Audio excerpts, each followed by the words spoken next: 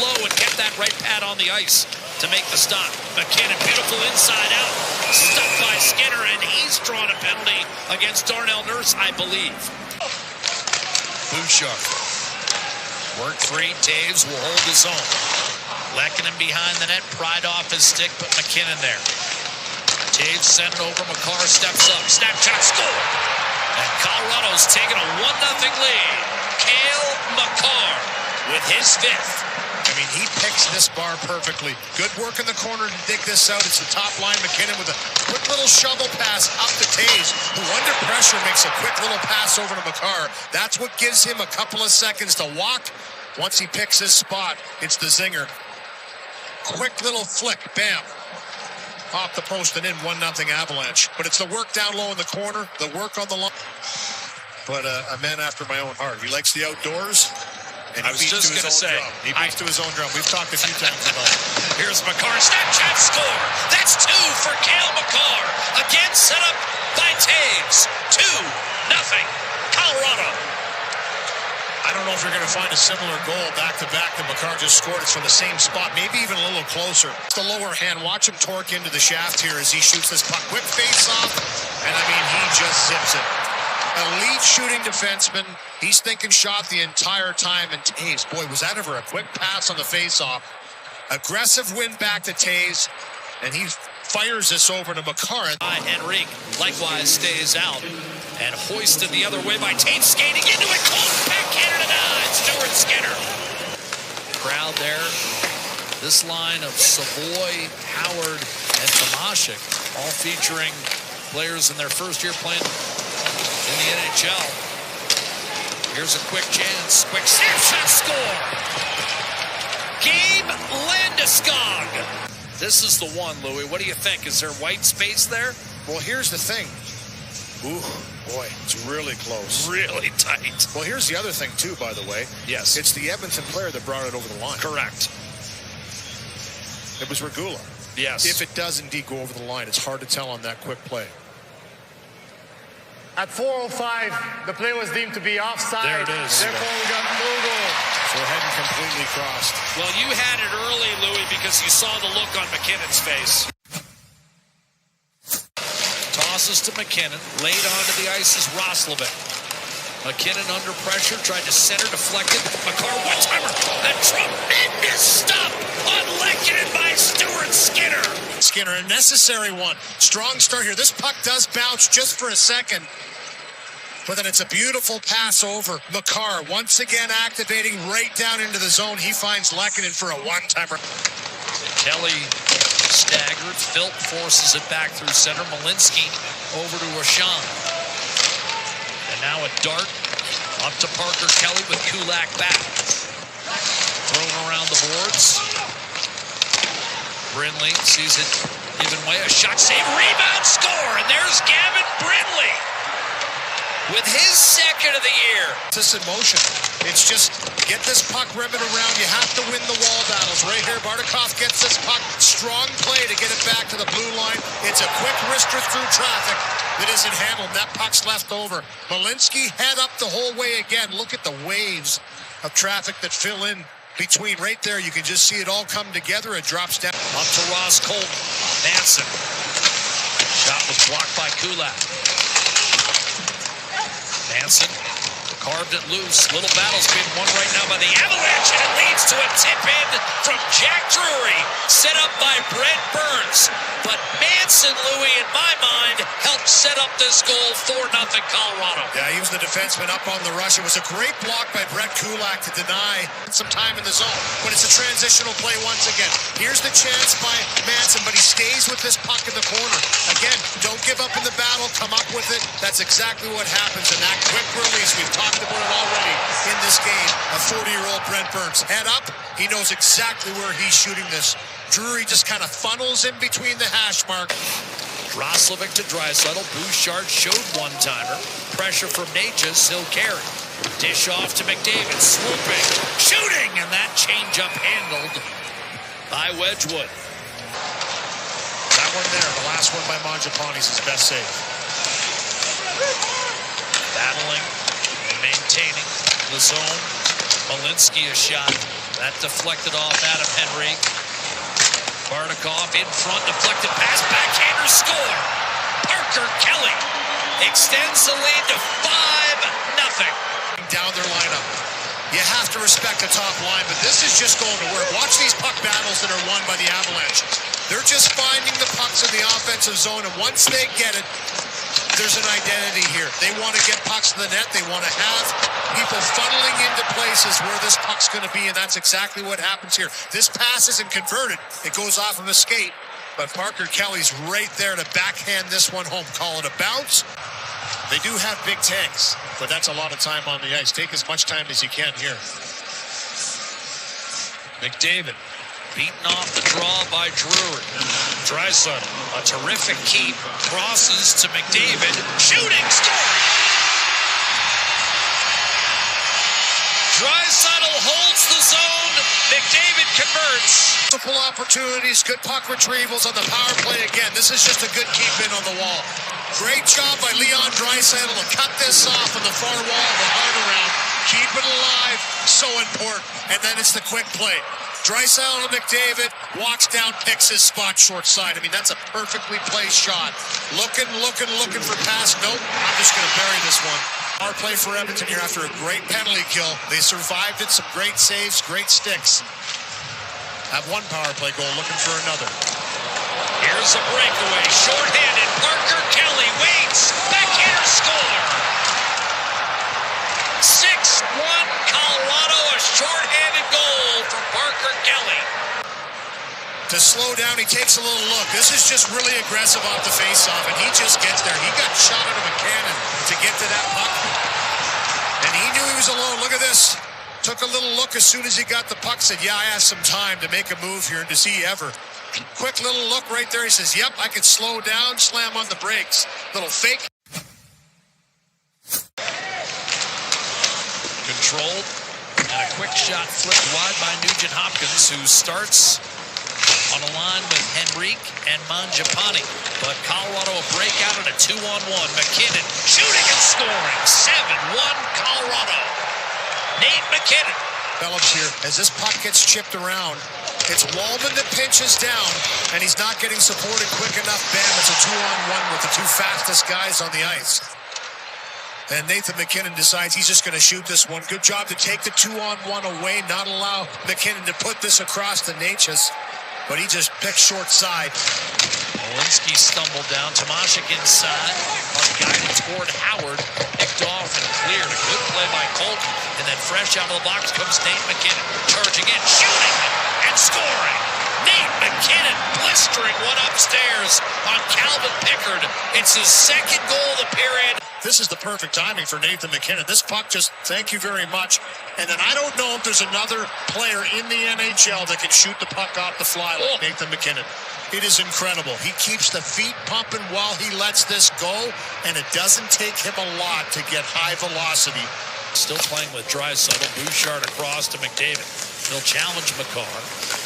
Stays in front, avoids the pick, but McDavid backhander and a tremendous left pad stop made by Wedgwood. His best of the night. Yeah, listen, there's games like this, though, that there's some great games that go right down to the wire. You fight right to the bitter seconds in the end. Short-handed chance coming for Henrique.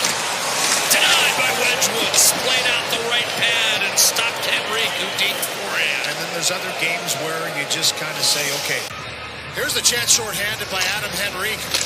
Good stick on the entry. He's the one that lodges it loose. Little flip pass by Bouchard, finds him. And he goes for the deep extension with the right pad. Avalanche power play, the only negative.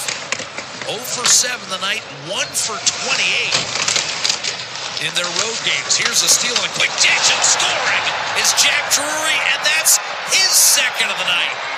Good, terrific save.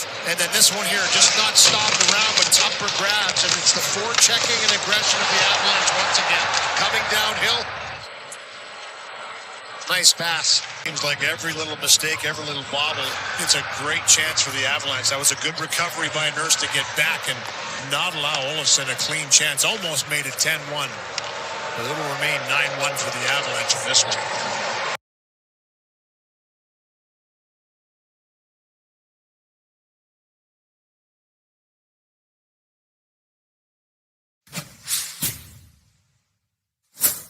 Oilers could not sustain it. En route to falling 6-3. Most goals they've allowed in regulation this season. Riley Smith. Now William Karlsson across. How did a backhand?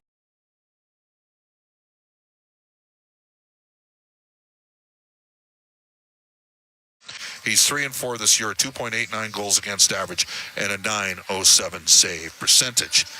20 minutes to face off. This is Rogers Game Night on the Oilers Radio Network. Rogers is Canada's most reliable 5G Plus network, so you can stream Edmonton Oilers games and see Leon scoring in Leduc. Watch Ty tie things up in Tofield. Or check out Connor doing Connor things in Kalmar. And even watch Stu steal the show while you're in Sedalia. Try saying that 3 times fast. Rogers, this is our game. I'm Ryan Nugent-Hopkins. And I'm Zach Hyman. And when we're not making juicy, sweet passes, or having my goals disallowed, we're working for Legacy Heating and Cooling. You know, guys used to call me a plumber. And now they call you an HVAC technician. Nice. Hey, guys, you're not here to install furnaces. You're here to sing the jingle. Oh. Well. Okay. Call Legacy. Call Legacy. No payments and no interest for 1 year from qualified installers. Legacy Heating and Cooling. This is Rogers Game Night on the Oilers Radio Network.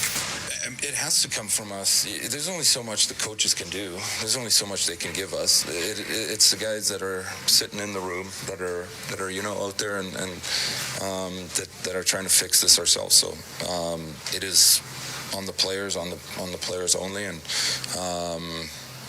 again, we just have to be better. It's very simple. There's no magic pill to this. Every single guy just has to be better. And tonight's a great chance to start that. All right, Oilers getting absolutely crushed 9-1 on Saturday night. Hopefully that's rock bottom. Let's go to Legacy Heating and Cooling. Who's hot and who's not? Legacy Heating and Cooling, home and no payments, no interest for 1 year. Connor McDavid is on a 4-game point streak, 2 goals and 8 points during that stretch. In his career against the Blue Jackets, he has 34 points in 18 games, plus 14. So he's played well against them and put up some big numbers. To the out-of-town scoreboard, which is presented by Pizza 73, the official pizza of the Edmonton Oilers, we will tell you. Good weekend for the Bakersfield Condors, a pair of home ice victories over Vegas's farm team. Henderson come into that game 7-1. Robbie Yarvente with 8 points in 7 games. He's probably the closest player to helping Edmonton out down on the farm. Still needs some time. He hasn't played much over the last couple of years due to some lower body injuries. Edmonton Oil Kings are 14-4-2. They won 4-3 in a shootout against Medicine Hat on the weekend. They were in Kamloops on Tuesday night as they open up the BC road trip. In the NHL tonight, Rangers lead the Preds 4-1. The Rangers have been shut out 5 times at home tonight, but the Preds have got some struggles as well. And by the way, Vincent Trocheck is back for the Rangers, and he's a pretty good player. Pretty good player. So he can make some things happen, and he's got a couple of assists in that game. That's in the second period. The Islanders and the Devils are tied 1-1 in the second. Horvat with his 12th of the league. He's amongst the NHL goal-scoring leaders at this time. Stay tuned following the game for the Alberta Blue Cross Travel Insurance Goal of the Game. Whatever life brings, we got the coverage you need. Visit ab.bluecross.ca. We are looking at approximately 16 minutes to face off. This is Rogers Game Night on the Oilers Radio Network. 40 years strong in Western Canada, Pizza 73 has been serving up the pizza you crave. From their famous pan pizzas and golden crispy wings to bold new creations like stuffed crust and the all-new volcano pizza, they keep bringing the flavor. Born in OilCountry, made in OilCountry, they're proud to be serving Edmonton since 1985. Pizza 73, the official pizza of the Edmonton Oilers. Order now at pizza73.com. Can an energy provider make you feel carefree? We think so. Because who doesn't like to be surrounded by good energy? Great rates, always. Gimmicks, never. Perks that reward your loyalty and energy experts who know what's what. Carefree just feels good. Encore by Emcor, your carefree electricity and natural gas provider. Customers are free to purchase natural as or electricity services from a retailer of their choice. For a list of retailers, visit ucahelps.alberta.ca or call 310-4822 toll-free. You're You're listening to Rogers Game Night on the official voice of the Edmonton Oilers, 880 CHAD, and on the Oilers Radio Network. Yeah, it's been flat. It's no secret it's been flat. That starts with me as the leader. It's been maybe not enough energy, not enough emotion in games, and we got to find a way to bring some of that into the game. All right, let's bring aboard our Inside the Game analyst, Rob Brown. Rob, it was ugly on Saturday night. You played in the league a long time. The Oilers have great aspirations this year. They've been scuffling along all year long. They got pounded. They did. And as Leon said it best, probably when he said that it's probably what we needed to get slapped in the face. They got embarrassed on home ice. And as I said earlier on the pregame show, it wasn't so much what happened last game, because every team has a night where everything goes wrong. It's how you respond. And this is their first opportunity to respond to getting knocked around by a good Colorado team. They have to come out and be better tonight, both physically, focused-wise, offensively. Everything has to be better than it was last game. So look for that response. I guess the biggest surprise for me is Stan Bowman as GM plays such an emphasis on defense. Yep. The Oilers have signed their top 4D for the next 4 years. Mm-hmm.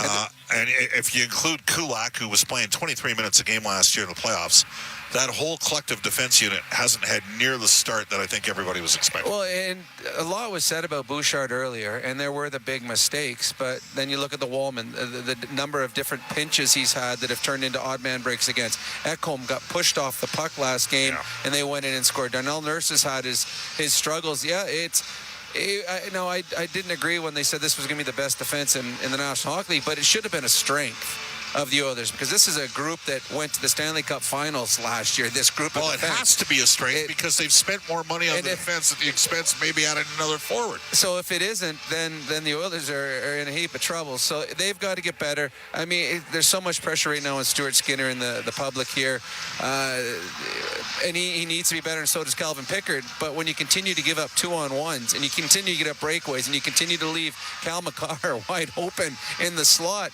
those things are going to find the back of your net. So I think from top to bottom, this entire team is underachieved, and we know that because we've seen what their bar is. We've seen what they're capable of. Well, do we know what they are? Well, we know. We know. Okay, so right now we don't know what Howard is, or Savoy is, Tomashik is, Mangiapane. We don't know what those players are yet. But we do know what Connor and Leon are capable of, and they haven't been there. We do know what Bouchard and Ekholm and Nurse and Walman are, and they haven't been there yet. And we know what Stuart Skinner's capable of doing. So the biggest thing, and I've said this for the last few weeks, I don't think we know what the identity of this team is. And if we don't know, and you and I watch every single game, if we don't know, then there's an issue right now. So I think they've got to find what their identity is. And then when you find it, play to it. Because right now I think there's a lot of players not understanding what their roles are. I'll tell you something. We know the Oilers are a different team without Zach Hyman. Yeah, absolutely. We saw that once he got. I wasn't convinced they were going to survive the Dallas series after he got hurt early in Game 4. Mm-hmm. You're up 2-1 in the series, but Edmonton actually played pretty well, all things considered, the rest of the way in that series. And maybe it was Dallas was just ready to be beat with some of the histrionics that were happening with their coach at the time, behind the scenes, that sort of thing. You know, when the coach is sitting there talking about, hey, I can't score the goal. We can't score the goals for the players. Well, you found out what happened to that coach. Right. So, but here's where I'm going to go with this. Hyman's a big absence. He's probably coming back on the 7-game road trip, but they don't have Nugent Hopkins for a week. How does that affect things? Well, it affects it because the Oilers' power play, which has been its best weapon all season long, he's a big part of that and has been for a number of years. So I don't care. And I know that you talk about Frederick going in there, but it doesn't really matter who they put in there. They're not going to be as good as Nugent Hopkins. On the back end, their penalty killing has been good. It's in 12th in the National Hockey League. That's pretty good. Nugent Hopkins is a big part of that. They don't have anyone that's as good as him. Janmark will help, but he's not Nugent Hopkins. And if you want to load up Connor and Leon, well, now it's that much harder because you've lost Nugent Hopkins as your second-line center. They're not loading him up tonight. We know that they're going to split him up. To start with. But yeah, Nugent's a big loss, but what it does open up is about 21 minutes of ice time on the power play, the penalty kill, and 5-on-5 for somebody or some players to step up and take advantage of. Let's go to the Ford Keys to the Game, brought to you by Ford, the official partner of the Edmonton Oilers. Ready, set, Ford. Respond. It's just simple, respond. And that's through physicality, through focus, through details. Everything that was missing in last game against Colorado, and it was everything. Respond tonight, and it starts with the first shift. That is our Inside the Game analyst, Rob Brownmore, with Rob during the course of tonight's game. The Oilers 50-50 presented by Rogers is now live. In addition to tonight's jackpot drop, you could win Oilers tickets, $500 in the Oilers team store, and a year of fries from Cavendish. Get your tickets now at EdmontonOilers.com/5050 for more chances to win. Jack Michaels is up next with the call of tonight's game. This is Port Dealers NHL Hockey on the Oilers Radio Network.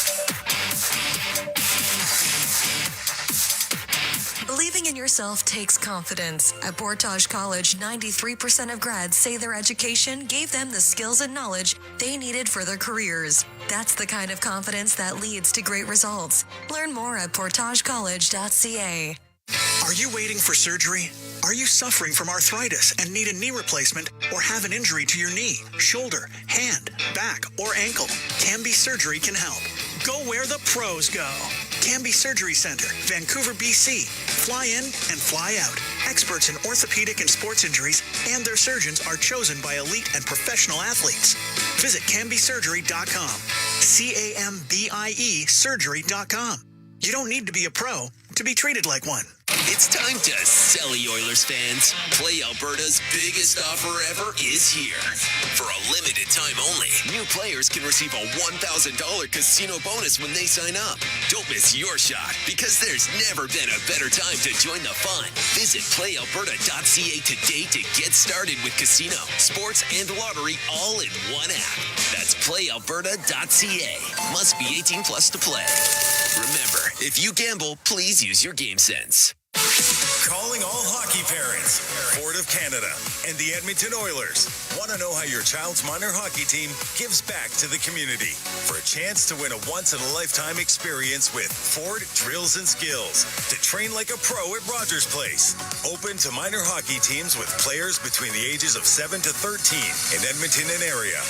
Register your child's minor hockey team today at FordDrillsandSkills.ca. Registration closes December 31st.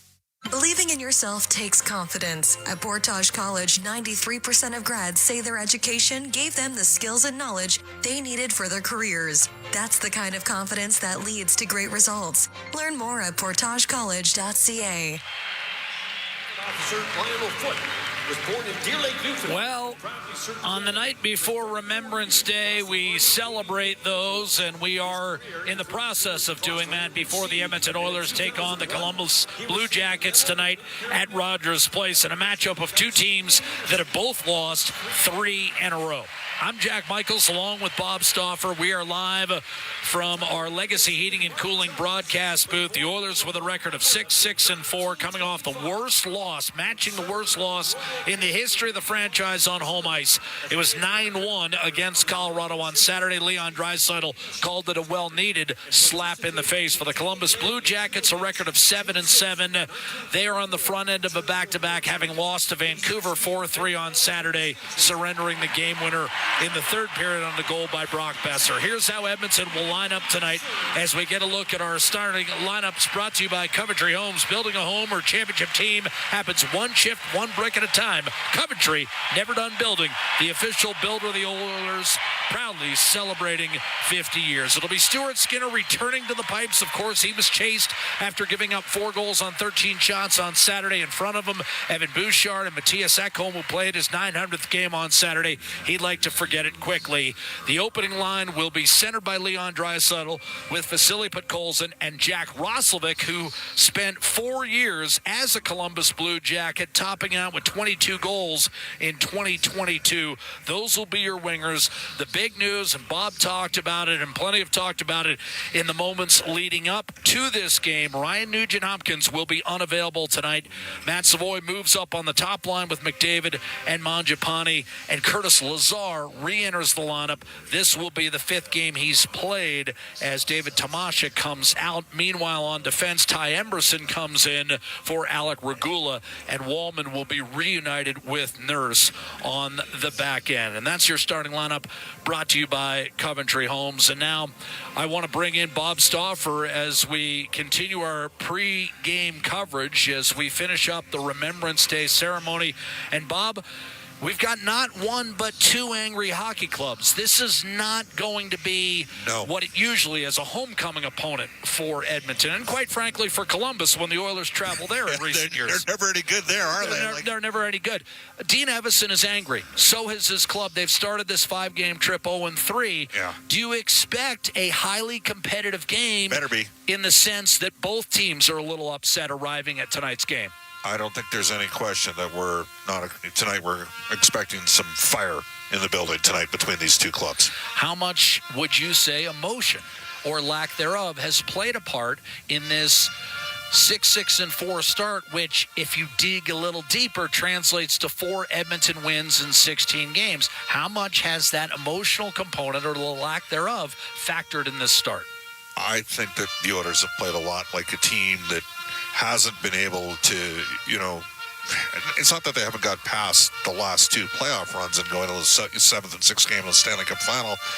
I don't want to use it as an excuse, but I think it's tough to replicate the intensity level required to compete at that level when they've got some of their key players haven't always been able to ratchet up the enthusiasm for the respective games. The other things they need to do, Jack, the opposition teams are looking at Edmonton like they're a team that they want to measure up against and see where they're at based upon, and they already got that because of the McDavid-Draisaitl angle. Teams always want to play those guys hard. As you can tell,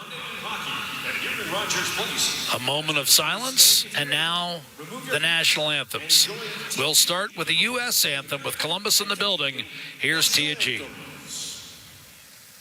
Oh, say, can you see by the dawn's early light what so proudly we hailed at the twilight's last gleaming, whose broad stripes and bright stars through the perilous fight for the we watched were so gallantly streaming, and the rockets regular,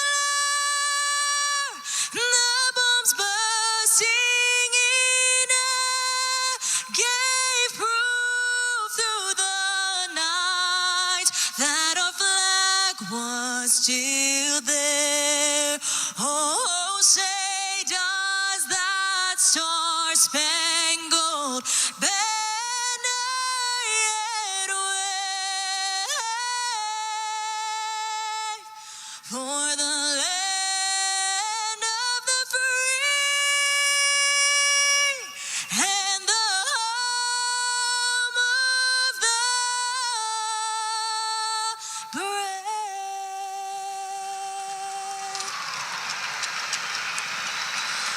Oh, Canada, our home and native land, true patriot love in all of us command. With glowing hearts we see thee rise, the true north, strong and free.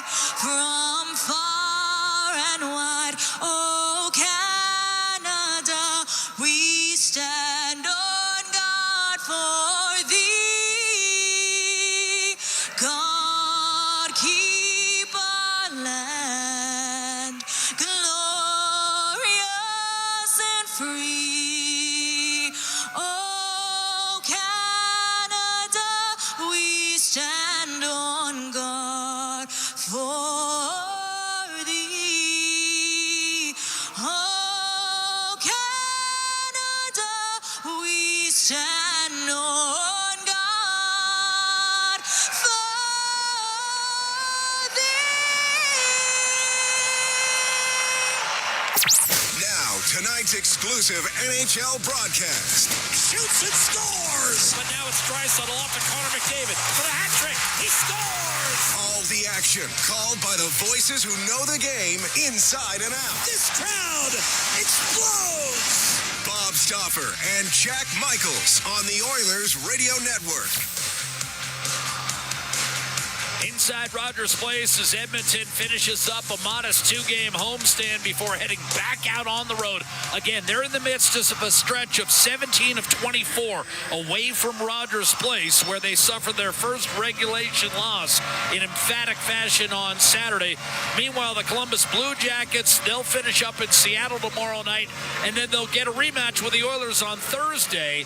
Columbus is on the front end of a back-to-back tonight. Edmonton will be on the back end of a back-to-back when the two clubs see one another again on Thursday. Draisaitl to take the opening face-off against Adam Fantilli, the third overall pick in the 2023 draft, who scored 31 goals last year. He's off to a slow start this season, did have 2 assists in Columbus' 4-3 loss to Vancouver on Saturday, but just 2 goals in his first 14 games for the former University of Michigan standout. And you see, University of Michigan, we'll be saying that all night.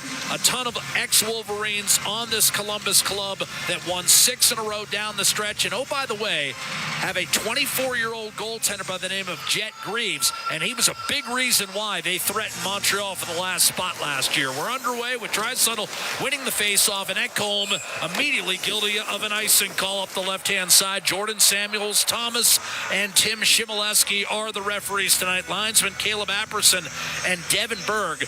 But Jet Greaves, Bob, this year 3-4 save percentage of .907. Down the stretch last year, he went 5-0 with a save percentage of .975. Almost single-handedly got the Jackets to the postseason. Straight rotation for the goaltenders so far for Dean Evison. Yeah, Elvis Marslikins and Jet Greaves ping-ponging back and forth. Provorov moved up with Werenski tonight on Columbus's top pair, but a turnover.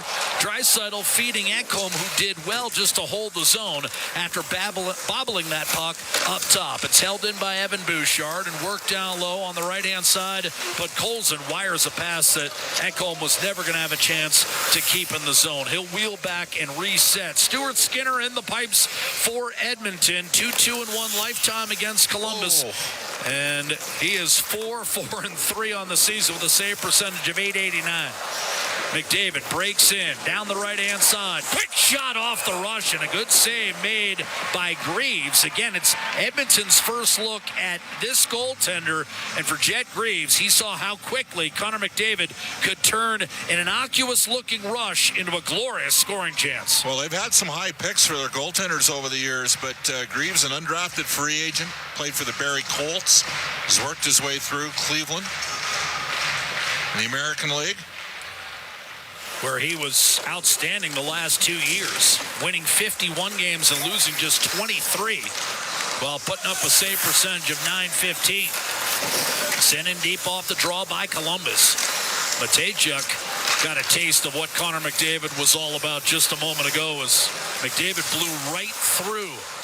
Matejchuk technically not a rookie, but this is his first full season. Another of those high picks, 12th overall in 2022. One-time Moose Jaw Warrior. The Jackets move through the neutral zone and dump it back in. A reset for Edmonton again. Jake Walman reunited with Darnell Nurse. He'll play the right side tonight. Up the right wing boards, Isaac Howard trying to plow through traffic as Adam Henrique. Hard rim by Dante Fabro, the longtime Nashville Predator. It was tipped by an Oiler and thus no icing as it's reeled in back in his own zone by Ty Emberson, who draws back into the lineup with Regula taking a seat. Chipped up the right-hand side.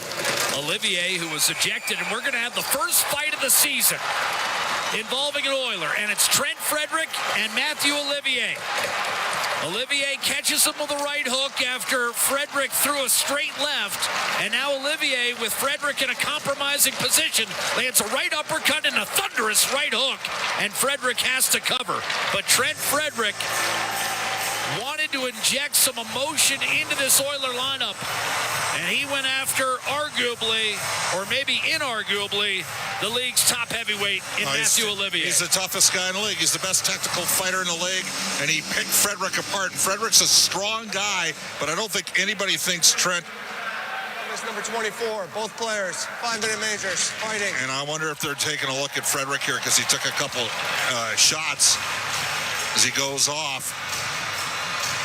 Frederick's a slow starter typically in fights. Yes, he is. He's a good closer. Wrong guy to be a slow starter against. But Frederick wasn't going to say no. Frederick went over and instigated that fight. He's not going to get it instigated. Olivier did a great job in the cross grab right away. Frederick landed one good right early, and then it was all Olivier after. And Jody Shelley was telling me Olivier can eat punches too. Well, he ate one from Frederick. Hit him with a short right early in that fight, but just walked right through it. Of course, Bob, you remember us talking with Matthew Olivier right after he fought Milan Lucic. Yeah. And we didn't think he'd play, and he somehow did with one eye swelled shut. Last year against Edmonton, he played the Oilers with a broken hand. Andrew Mangiapane off a Columbus dump in. But give Trent Frederick credit. He was not going to be denied that fight. Went right after Matthew Olivier. And now they'll serve coincidental 5-minute fighting majors. 5-on-5 continues as Zach Werenski coming off back-to-back career years. A wrist shot off the rush and a save made by Stuart Skinner. The rebound to Darnell Nurse up the left-hand side. Mangiapane just soccered that inside the Colorado line, and back to collect Ivan Provorov, who began his career in Philadelphia. Sent in deep. Oilers will chase it down.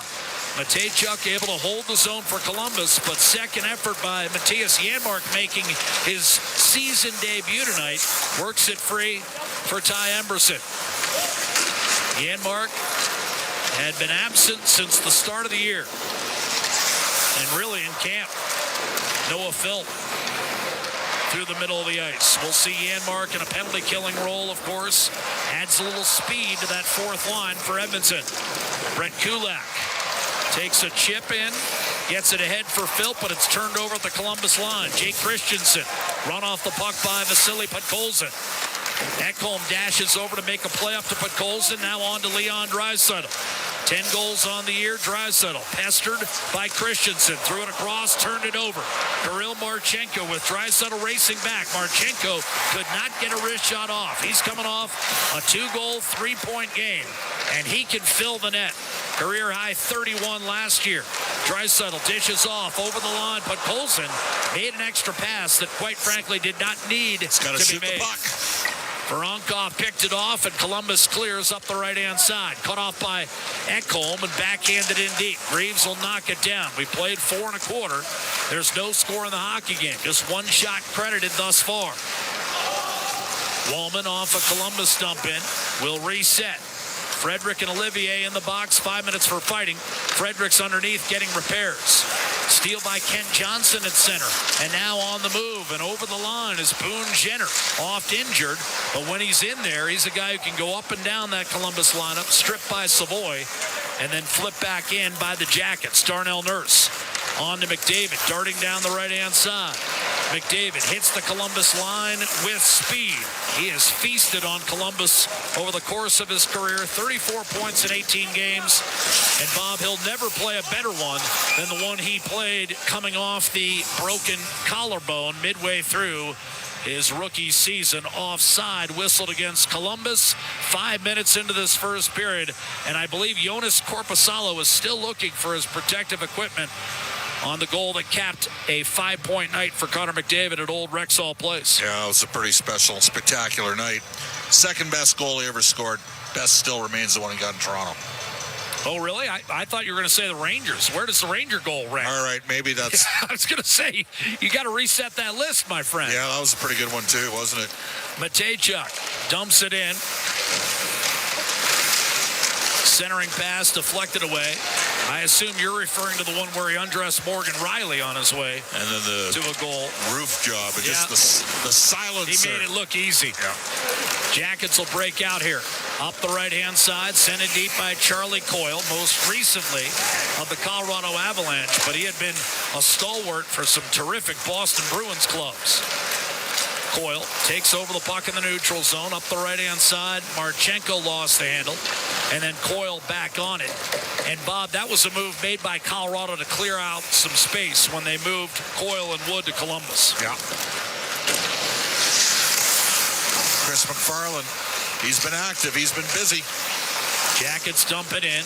We've only had one shot on net through 6 minutes. Noah Philp up the right-hand side. Curtis Lazar banged into by Dante Fabro, who's found a new lease on life here in Columbus. And now Christensen will snatch the puck back after a heavy hit by Philp behind the net. Lob back through the neutral zone. Bouchard's outlet was deflected, but with secondary support, Lazar was there, and Bouchard got it back to the red line. Tossed in immediately by Fabro. Columbus is a flu-ridden hockey club right now. And as a result, Cole Sillinger and Miles Wood are not playing.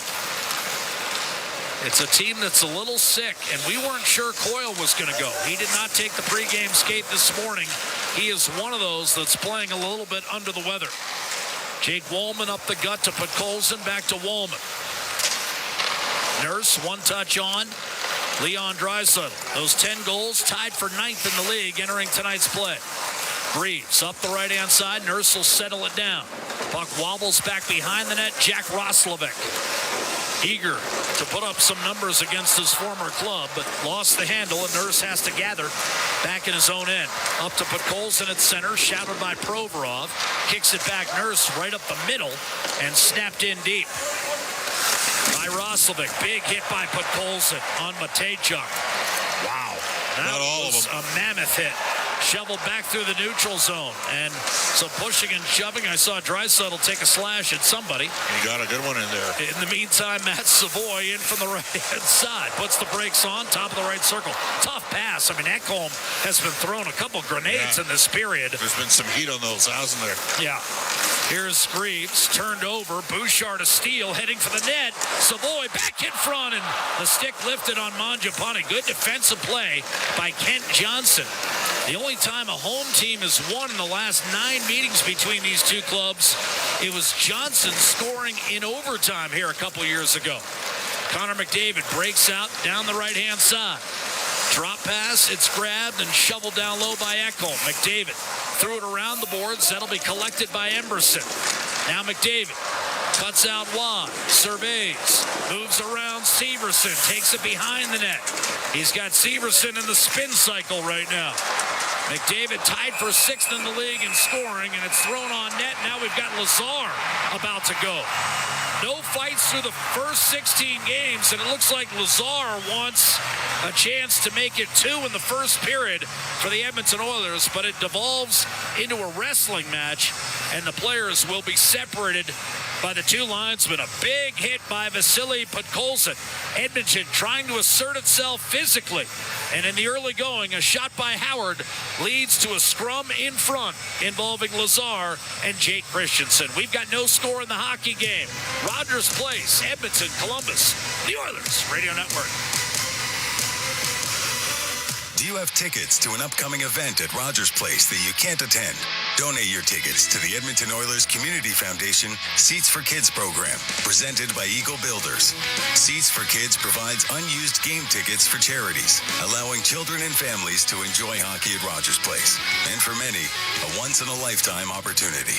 To be a part of the Seats for Kids program presented by Eagle Builders, please email edmonton@kidsupfront.com.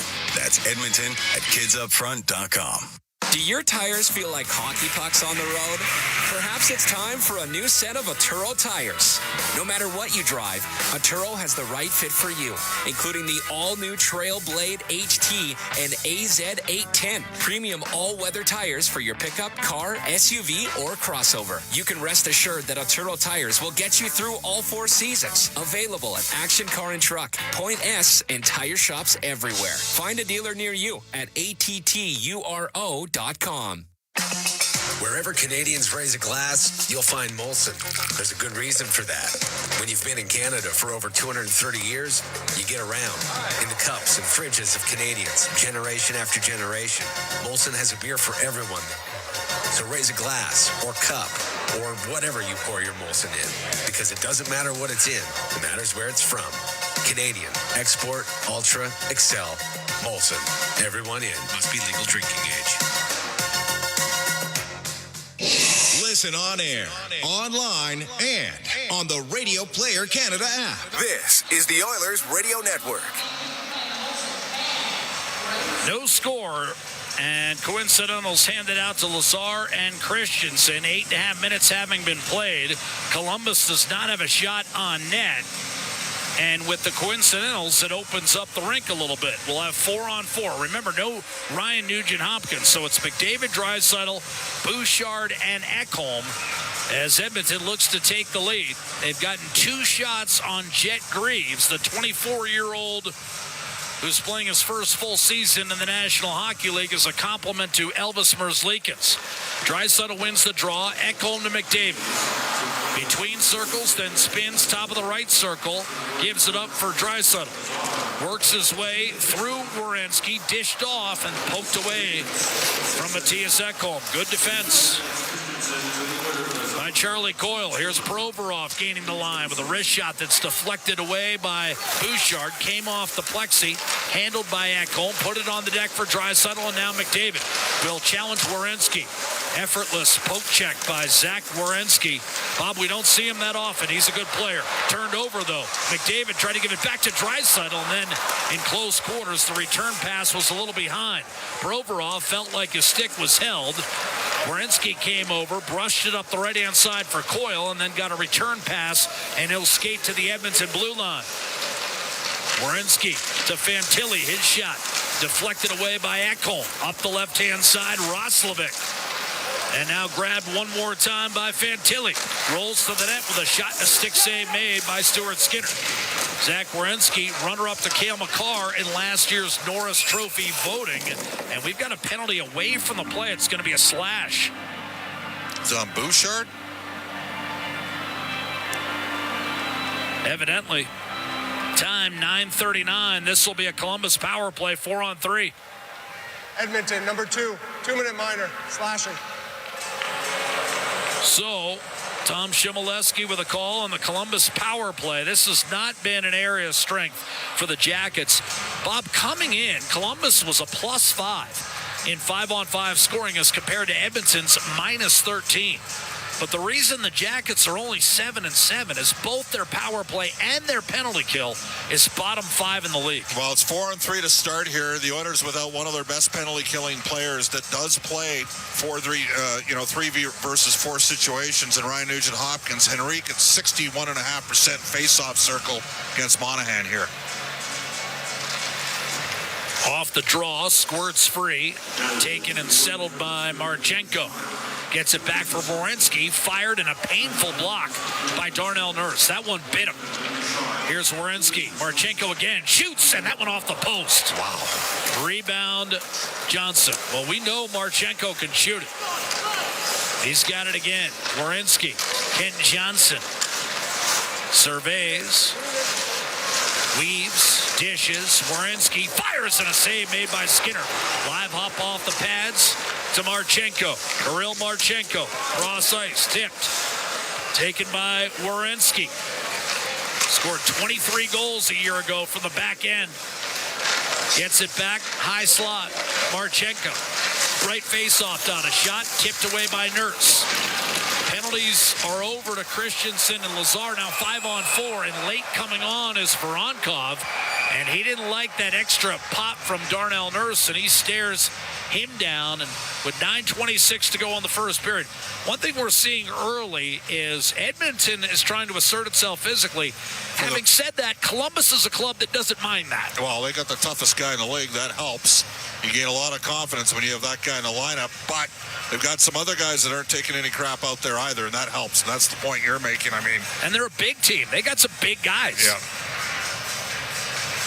Philp out here to PK, Jack. Against Charlie Coyle, lost the faceoff cleanly, wired left-hand side for Fantilli. 5-on-4 for a minute. Fantilli a shot, blocked, got it back, had it blocked again. 2 consecutive blocks by Emerson, and Philp will scramble his way through the neutral zone to get it in deep. Reeves directs one over to Damon Severson, who of course spent nearly a decade in New Jersey. Swung back to Severson by Provorov. Severson hits the line. Charlie Coyle tied up, lost the puck, cleared down the ice. Great play by Podkolzin. Well, he's had a strong game, and it starts by landing a big hit of Matejchuk earlier. Good read by him. Separates the man from the puck. Greaves to Provorov, now Fantilli. First power play of the game. It's a Napa Auto Parts penalty kill for Edmonton. 82% coming in. Coyle. Fantilli swallowed up by Nurse. Dug out by Boone Jenner. Jenner has not played as many as 70 games in a year since before the pandemic. High slot dish, Provorov. Shot, score! Just as the penalty comes to an end, this is going to be an even strength goal. Provorov makes it 1-0 for Columbus. Well, Ivan Provorov's always had offensive instincts. He's sort of a second power play unit guy, 32 and 33 points the last 2 years with the Blue Jackets. Long-range bomber, elevates the puck. That's the scouting report on Skinner. Oilers tried taking away the lower half of the net. 1-0, Blue Jackets lead. I'm not sure Skinner got a great look at that. Not at all. Walman was in front of him.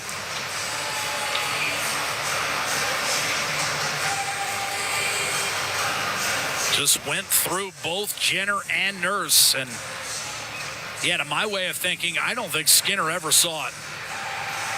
Walman might have inadvertently set a partial screen. Even strength goal for Ivan Provorov, his third of the year at 11:42. 1-0 Columbus.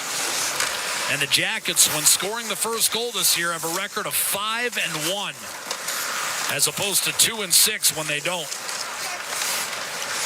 Draisaitl on the puck in the offensive zone with McDavid as Edmonton loads up. McDavid and Draisaitl for the first time at 5-on-5 tonight.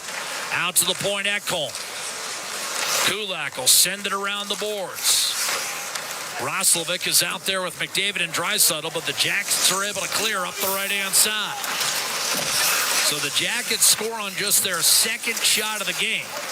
Having said that, Edmonton only has 2 shots as well. Werenski breaks loose, shot left circle, and he put it over the net, caromed off the glass, and cleared by Emberson. That was a pretty good look for Zach Werenski. Everything up high on Stuart Skinner. Coyle bangs it in deep. Chinakhov. He was rumored to be going to a handful of teams. Supposedly, Edmonton was in the mix in the offseason. Igor Chinakhov, still a depth forward for Columbus. Hasn't really broken out. A couple years ago, he had 16. That's been his high watermark. First-round pick of the Jackets in 2020. Speaking of 20, here's Curtis Lazar dropping it off. Right side, Mangiapane to the net with a wrist shot and a save. Greaves poised as can be. And now another scrum develops in front of the net. Janmark involved. And so is Curtis Lazar. So Edmonton's been physical early, but it's Ivan Provorov with the game's only goal from distance. Top of the left circle, finds a crease against Stuart Skinner. And it's 1-0 for Columbus at Rogers Place. This is Ford Dealers, NHL Hockey, the Oilers Radio Network. Looking for the ultimate dinner and show experience? Look no further than Edmonton's famous Mayfield Dinner Theater, where you'll enjoy world-class productions and delectable dining in a new renovated theater. Whether it's date night, a work party, a celebration, or a spontaneous night out with friends, your experience at the Mayfield Dinner Theater is sure to be a memorable one. The 2025-2026 season is on sale now, so check out the exciting lineup of shows and get your tickets today at mayfieldtheater.ca. Meet Joe. Joe knows that a happy partner equals a happy trip. Joe booked a room through Edmonton's besthotels.com and scored up to $225 in rewards. Hello date night, fancy dinner, the works. Joe is smart. Be like Joe. Visit EdmontonsBestHotels.com to book your next stay in Edmonton. Hey folks, Paul Brandt here. Around these parts, we work hard, play hard, and we demand the best. Sometimes you need a truck that's a cut above. The Ford Super Duty. Tough enough for any job with the style and luxury you deserve. It's as powerful as it is refined, with cutting-edge features that make every drive a pleasure. In short, this ain't your everyday pickup. The Ford Super Duty. Drive the finest truck Alberta has to offer today at your Alberta Ford dealer. And tell them PV sent you. All games, all seasons. You're listening to the Oilers Radio Network. atop Rogers Place. 18,347 on hand to see if Edmonton can bounce back from one of its worst losses ever. 9-1 at the hands of Colorado, who's a wagon right now. Avalanche beat Vancouver last night, so the record is now 10-1-5 for Colorado. Columbus with a 1-0 lead. Provorov from Severson and Fantilli at 11:42. Oilers move in. Pass from Podkolzin off the stick of Draisaitl, handled by Walman and wound around the boards to Jack Roslovic coming off the left half wall. Bumped off his stick and attempted clear by Monahan, eventually succeeds. Monahan, of course, you'll recall, a decade in Calgary. Often a 30-goal scorer. Different kind of role in Columbus, but boy, has he been valuable. Centering pass tipped just wide by Boone Jenner. Bit of a veteran feel on this line. The defensive conscience for a guy like Ken Johnson, who's played some of his best hockey historically against the Oilers. Here's Roslovic, right side for Leon Draisaitl. Pulls up, top of the circle, threw it across. Darnell Nurse rolls to the net, shoots, and a save made by Greaves. Rebound available, and then whacked into the corner.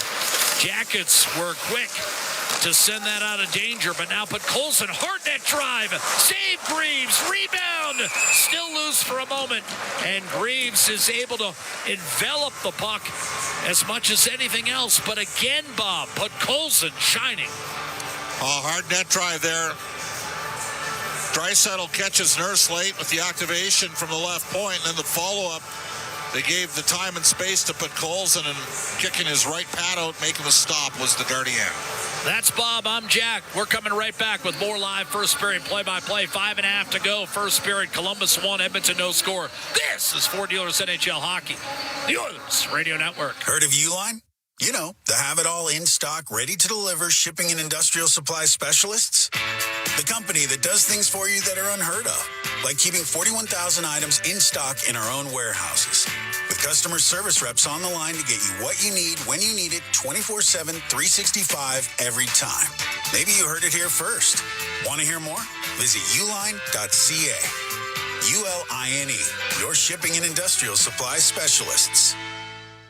Blue-collar work deserves big dollar perks. Get a heavy wallet with Heavy Metal Equipment and Rentals. Heavy Metal Equipment and Rentals is always growing. Right now, they're hiring heavy equipment technicians, EM servicemen, and maintenance supervisors. Apply if you're from here or across the country. Even if you're from the Rock, they want to talk. Visit HeavyMetalEquipment.ca to find your new career. Get a heavy wallet with Heavy Metal Equipment and Rentals, helping you move the earth. Wherever Canadians raise a glass, you'll find Molson. There's a good reason for that. When you've been in Canada for over 230 years, you get around in the cups and fridges of Canadians, generation after generation. Molson has a beer for everyone. So raise a glass or cup or whatever you pour your Molson in, because it doesn't matter what it's in. It matters where it's from. Canadian, export, ultra, excel, Molson. Everyone in. Must be legal drinking age. Listen on air, online, and on the Radio Player Canada app. This is the Oilers Radio Network. 5:34 remaining first period. McDavid digs in. Pulls the draw back to Nurse. Wrap around, fanned on it. Quick shot, Mangiapane. Save Greaves. Rebound, Ekholm. From the high slot, back down low to Connor McDavid. Jack Michaels, Bob Stopper, Reed Wilkins, Rob Brown, and Brendan Escott. Lead pass is an errant one and an icing call on the Columbus Blue Jackets. My apologies, Bob. It's been a while, and if you see me struggling, just give my head a shake a little bit. If you hear something rattle, give it another shake. I'm worried more about the mistakes I make than the ones you make. So, anyways, Oilers, Mangiapane swung one on net. Edmonton's been more assertive. Their D's been more assertive, activating a little bit more, assertive physically. Shots are 5-2 Edmonton. We played nearly 15 minutes. A draw won by McDavid. Nurse guides one over to Walman. Could not get it through. Hacked away from Mangiapane. Pressure Werenski sent back down low by Ekholm.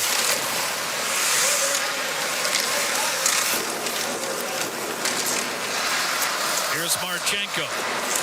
Giving it up, taken away from Provorov to the net.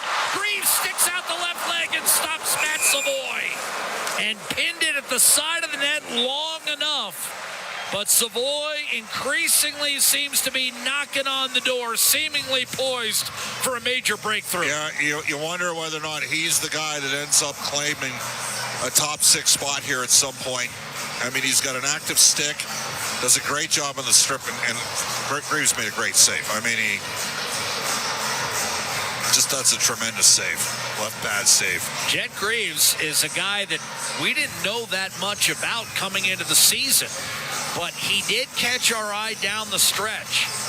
Columbus seemingly was out of it. They had lost 12 of 16, but they won 6 in a row to close the season, and Greaves won 5 of them. Walman a shot off the draw to the left of Greaves. It sailed wide. Rebound Marchenko. Severson will give it up, and a clear. And a hard hit on Matejchuk. He's taken a couple of shots. That one was delivered by Noah Philp. And that was a heavy check. Perhaps not as explosive as Podkolzin's, but Matejchuk has absorbed some punishment here in this first period. Severson biding his time. Edmonton stacking neutral ice. Matejchuk at the red. He'll shoot it in. Brett Kulak sifts it over to Walman. Booted over to Philp, and now Kulak able to reel it in and gain the line right-hand side. Behind the net, Curtis Lazar. Sent around a shot, Marchenko. Now Bouchard was whistled for a slash. Bob, is he sitting here? Yeah, kind of looks like it, doesn't it? Walman to Emberson. This is Frederick's first shift since the fight, Jack. Trent Fredericks is out, but I've got to say, Bob, I think this is in direct response to Bouchard taking an undisciplined stick infraction. Yes, it wasn't technically a power play goal, but it was scored on the back end of that power play. And I think Bouchard's paying for it right now. Gaining the line, Trent Frederick. His shot was blocked. He was cut in the fight with Olivier. That's why I said he was getting repairs. Frederick, okay, stitched up, gives it up for Emberson. Down low, Werenski pursued by Draisaitl. Puck comes free and is sent out by Del Bel-Belouz. Luca Del Bel-Belouz making his second appearance this season. Did get into 15 games last year and scored his first 2 National Hockey League goals.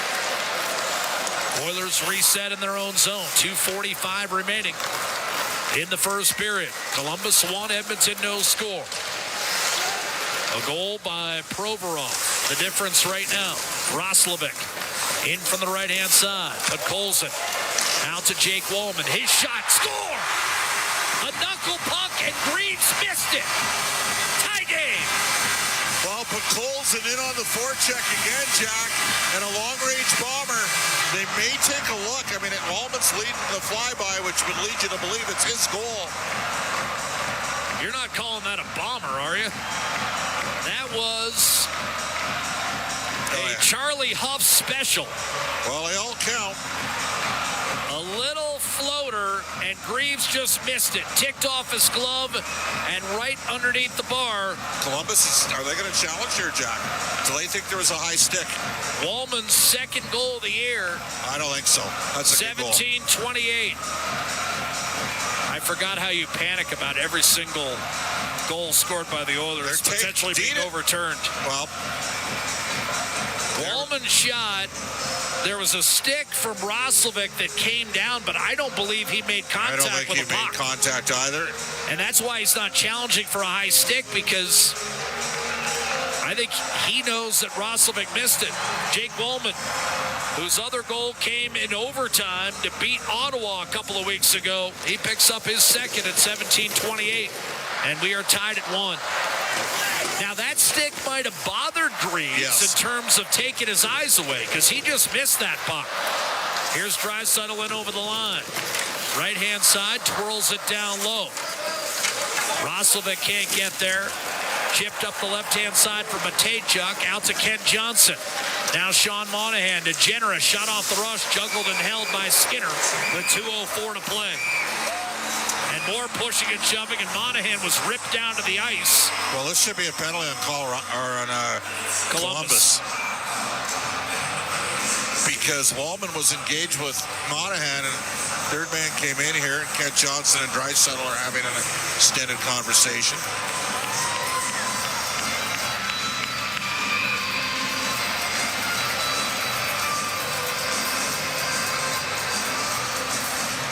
Just a few years ago, Jordan Samuels-Thomas was a jacket. I think Monahan was kind of run into from behind and fell up over top. He did. I was going to say, Samuels-Thomas was an LA prospect at one time.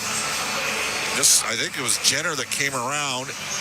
And yeah, that's not a penalty. No, I'm just saying it knocked everybody down on the ice in the scrum. Well, you were saying it should be a penalty, and I'm saying it shouldn't be. Well, they've missed a couple already. You know as well as I do that's not a penalty. It's not going to be a penalty. Here's Coyle. But there is a good engagement level from the Oilers so far, Jack. Yes, no question. And there's had to be, because Columbus, as we talked about in the pregame, Columbus isn't happy either. This is a couple of teams that have lost 3 in a row. So they don't arrive at tonight's game in a good mood. Werenski off the draw, shot was blocked. Rebound Charlie Coyle against Kulak. Emberson screened off the puck by Olivier. Centering pass, and Olivier can't get it. And it came off the pads to Savoy. Streaking down the left-hand side, he has good speed. On to McDavid. Mangiapane tried to go backdoor, and Savoy couldn't catch up to it. Columbus breaks down the other way. Olivier, we've talked about his fighting prowess, but he also scored 18 goals last year. Kulak sends it in. Time will tell whether that's a Tanner Jeannot type of outlier, but nevertheless, he can play. Chinakhov was hit hard by Emberson. And now a dish to Coyle. A shot denied by Skinner. Coyle cut to the middle, and Skinner flashed out the left pad to keep it tied at 1. Massive save by Skinner to keep the momentum with Edmonton. Matejchuk around the boards to Severson. 1 minute to play, first period. Fantilli to his left, tried to center off a stick. Rebound Severson. Back to Fantilli. Shadowed by McDavid. He'll drop it off. Marchenko tried to go cross ice. That was interesting. Marchenko usually would shoot that puck. The intended target was Severson. McDavid wrestled it free, and now the Oilers will bust out left to right. Edmonton in the blue and orange. White letters on the nameplates. Columbus in the white sweaters with navy blue pants. Charging it right-hand side is Roslovic to Draisaitl. Hits the line. Left circle, he'll give it up. Nurse shot, speared by Greaves, and he'll freeze it with 21 seconds to go. 1-1 tie. Walman for Edmonton, Provorov for Columbus. And that Walman goal is going to be an unassisted goal at 17:28 of the opening period. Tomorrow's the GM meetings in Toronto after the Hall of Fame night tonight. You wonder whether or not some things might percolate up here, Jack. Good friend of ours going in, Razor, Daryl Ray, entering the broadcasting wing of the Hall of Fame. Jumbo Joe Thornton highlights the players that will be enshrined. Final 10 seconds. Columbus into the offensive zone. Here's Isaac Lundestrom drawing in for Columbus tonight with the illnesses. Provorov a shot, double deflection wide. And we head to the dressing rooms, tied at 1. Shot 7-4 in that first period in favor of Edmonton, and Bob, a decent pushback. Yeah, absolutely. I mean, Trent Frederick got engaged physically and against the guy that is the best pure fighter in the league. Showed up. He picked the fight. He didn't just show up. He picked the fight. He picked the fight. Landed a shot early. And then ate several. But battled back, which is all you can ask for. And the Oilers picked up their physicality from that point on. You know, basically 2 shots that got through from the point. That's the difference in the game right now. This is why it's 1-1. There is no difference in the game. Both goals very similar. But Colson and Roslovic have now been awarded assists on the Jake Walman goal.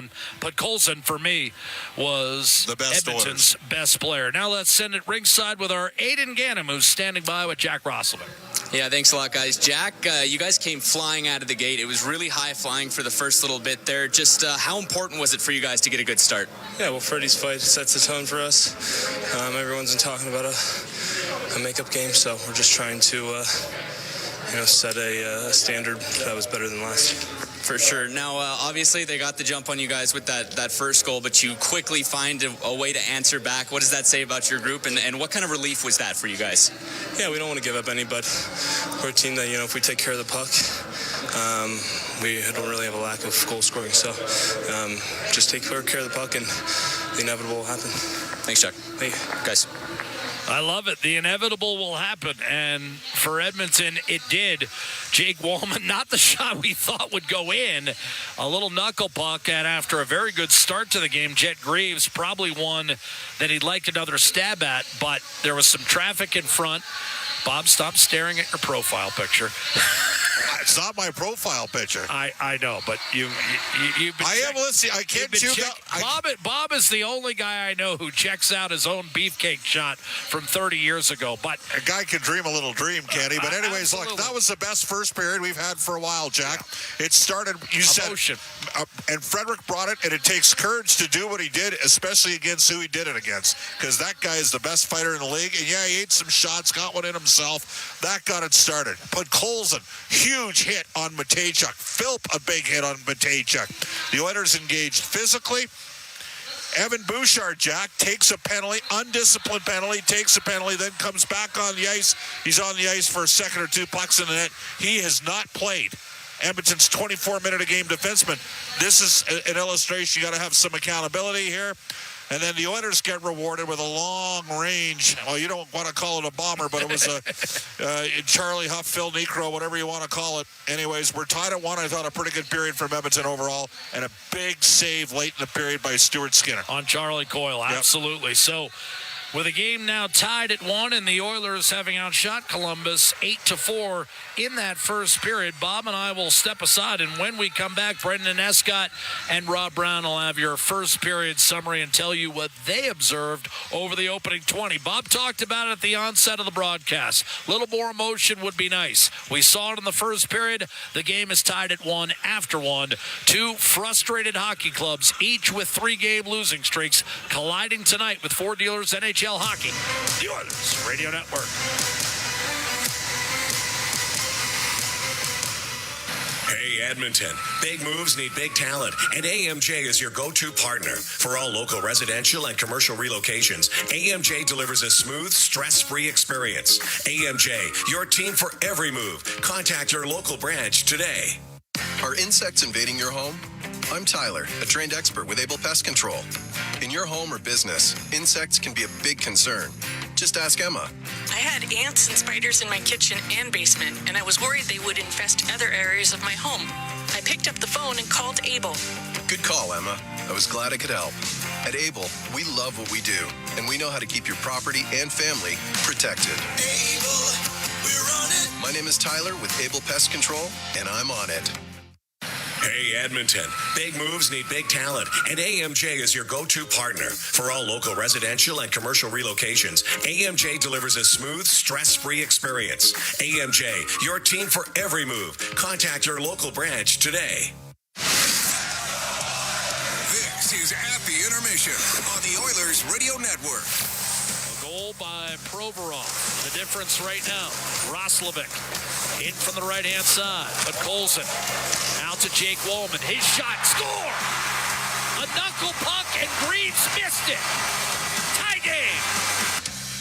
That's our Highlight Zone, brought to you by Century Casinos. All in, all games, all season. Century Casinos with 3 great locations in Edmonton, St. Albert, and next to Edmonton International Airport. Welcome to the Winner's Zone.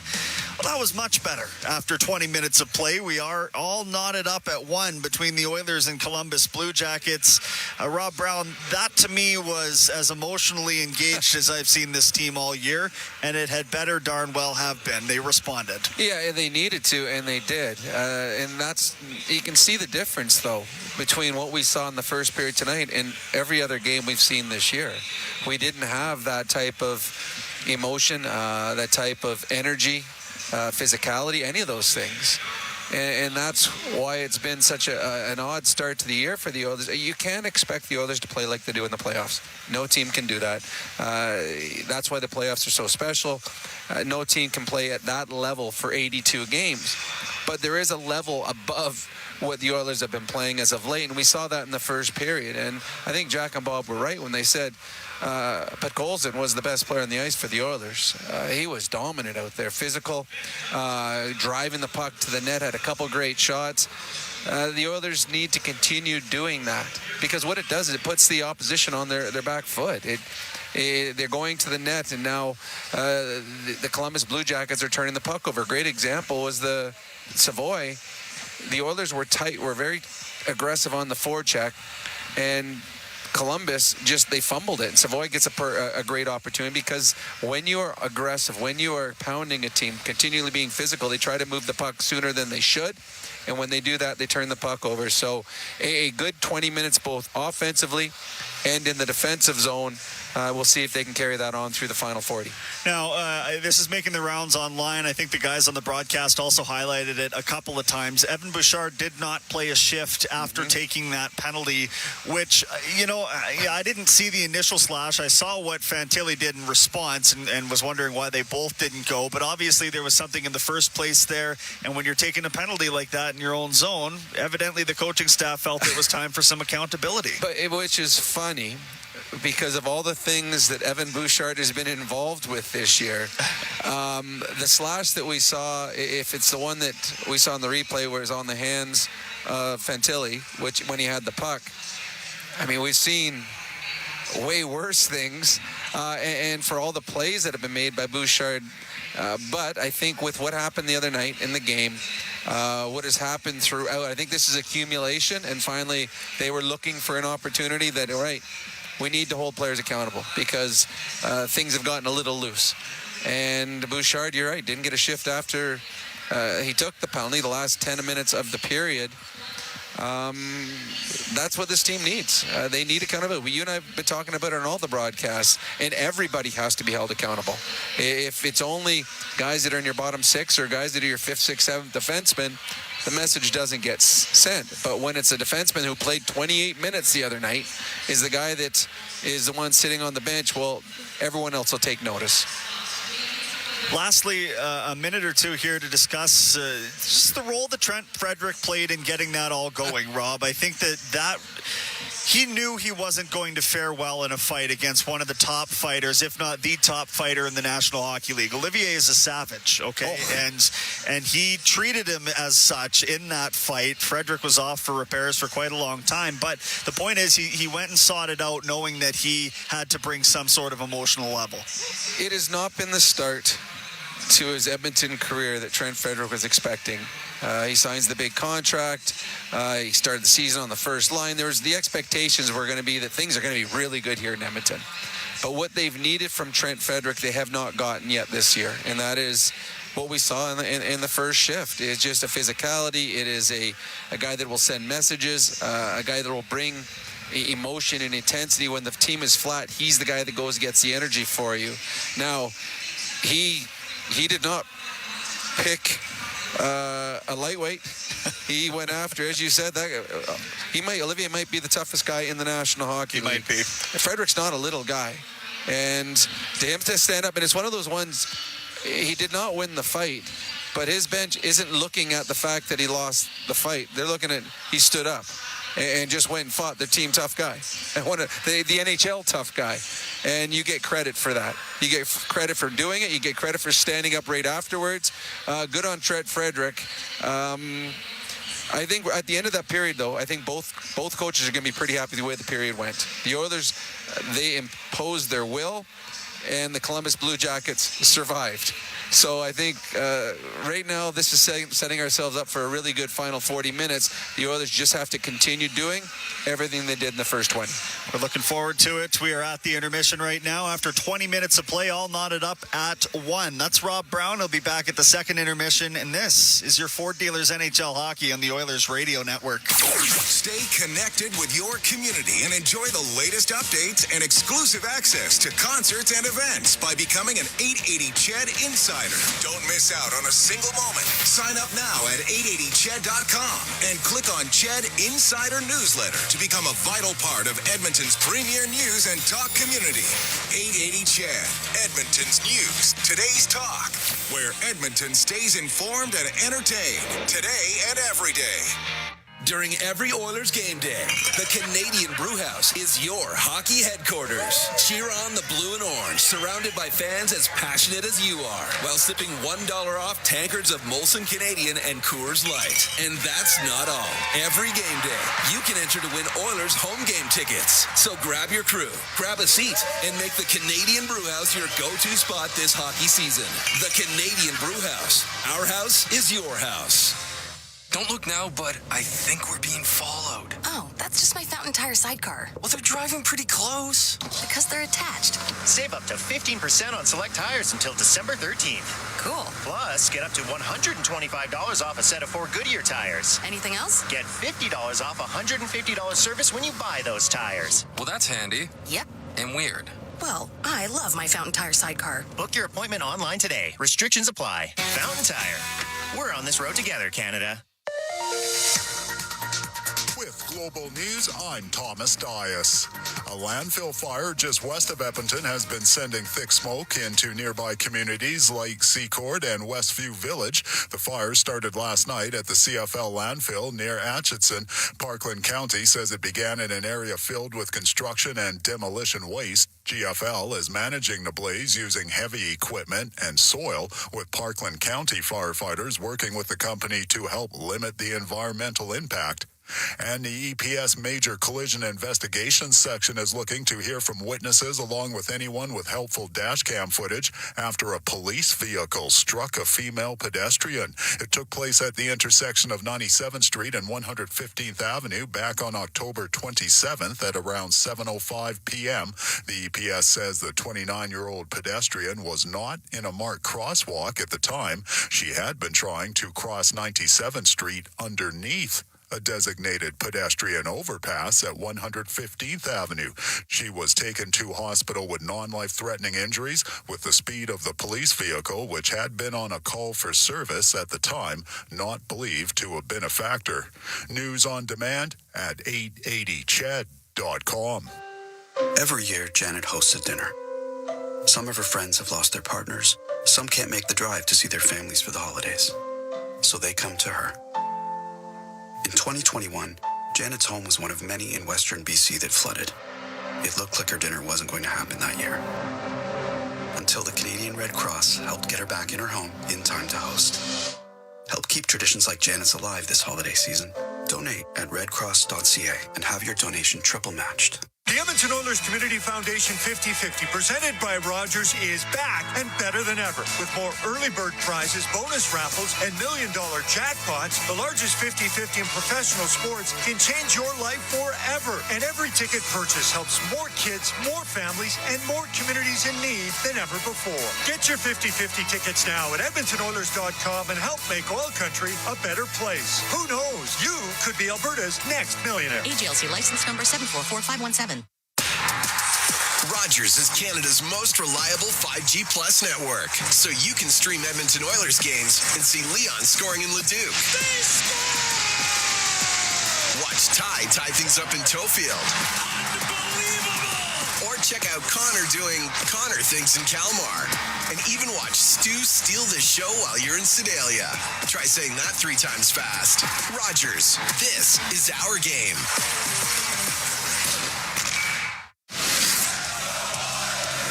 Is at the intermission on the Oilers Radio Network. Time now for the out-of-town scoreboard, brought to you by Pizza 73, the official pizza of your Edmonton Oilers. 3 other games in the National Hockey League tonight. The Islanders getting an overtime winner from Matt Barzal, assisted by Bo Horvat, his second point of the game. 3-2 the final. They end New Jersey's home winning streak.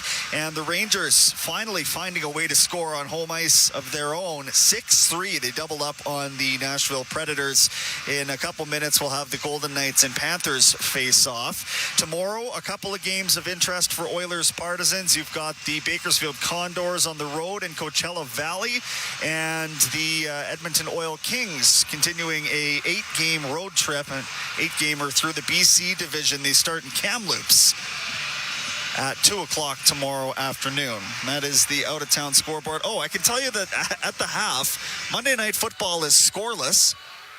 Scoreless for the first time at the half since 2009. So you're not missing anything while you're tuned into this hockey game. That's your out-of-town scoreboard. Brought to you by Pizza 73, the official pizza of your Edmonton Oilers. Back to Jack and Bob. We go on the call. We are at the intermission. We'll talk to you again in a few minutes. This is your Ford Dealers NHL Hockey on the Oilers Radio Network. You've been listening to At the Intermission on the Oilers Radio Network. Hey, Oil Country. Stranded in the snow? Stuck on the side of the road? Or just locked out of your ride? Visit OilCountryTowing.com, Edmonton's most trusted 24/7 towing and roadside rescue team. Oil Country Towing will get you going. Bloom Benefits offers amazing coverage that even the toughest hockey players can get behind. With excellent coverage, they offer things like massage. You want to go? Counseling services. Let's go. Dental coverage. That was not offside. And eye exams. With custom health coverage for any group of any size, Bloom Benefits make every team better, stronger, and healthier. Plans start from just $54 a month. Rethink your benefits today at bloombenefits.ca. Find more ways to save at Real Canadian Superstore. Unlock savings through always low-priced items, multi-save, club size, fresh promise, hit of the month offers, ad match, and more. Find everything you need from grocery staples, fresh produce, prepared meals, and multicultural assortments to clothing, home, entertainment, health, and beauty. Plus, PC Optimum members save more. Open the PC Optimum app to load exclusive super coupons and weekly points offers. Real Canadian Superstore. Proudly Canadian. See weekly flyer for details. Hey, Oil Country. Stranded in the snow? Stuck on the side of the road? Or just locked out of your ride? Visit OilCountryTowing.com, Edmonton's most trusted 24/7 towing and roadside rescue team. Oil Country Towing will get you going. All games, all season. You're listening to the Oilers Radio Network. 1-1 tie after 20 minutes of play. Provorov for Columbus. Jake Walman with his second goal of the year and the 99th point of his NHL career. The equalizer for Edmonton 2.5 minutes before the break. We'll start the second period 5-on-5. Jack Michaels, Bob Stauffer with you from our Legacy Heating and Cooling broadcast booth. And we've got our Oilers 50-50 presented by Rogers. Well over 150 grand. Get your tickets now at EdmontonOilers.com/5050. Right now you could win Oiler tickets, $500 from the Oiler team store, and a year of fries from Cavendish. Off the draw, here comes Edmonton, and Evan Bouchard is back on the ice, promptly gives it away, but this will be an icing call against Fantilli and the Jackets. Evan Bouchard played just 4 minutes in that first period after taking a penalty that, while not technically a power play goal, certainly led to Columbus's opening salvo. And never got back on the ice, as you know. So he played 4 of the first 10 minutes of the game, and so Oilers giving him a chance to dig himself out here. Reunited with Ekholm. Fantilli wins the faceoff from Evan Bouchard. But Colson pulls his way in, but a clearing outlet to Marchenko, and here come the Jackets left to right. Columbus in the white uniforms, Edmonton in the blue and orange. And a puck tossed out of play. Columbus arrived 7 up, 7 down on the road, 4 up, 4 down. This line can skate, though. Marchenko, Voronkov, and Fantilli. Fantilli is a restricted free agent. You got to wonder, does he get Cooley-type money? And Cooley got, what did he get, $80 million? $80 million over 8, yep, $10 million a year. Provorov sent around the boards, cut off by Draisaitl, stolen away by Fantilli. Dishing back, a shot from the point. It was tipped wide. That'll be gained by Fantilli. Shimmy shakes and a one-timer ripped wide by Marchenko.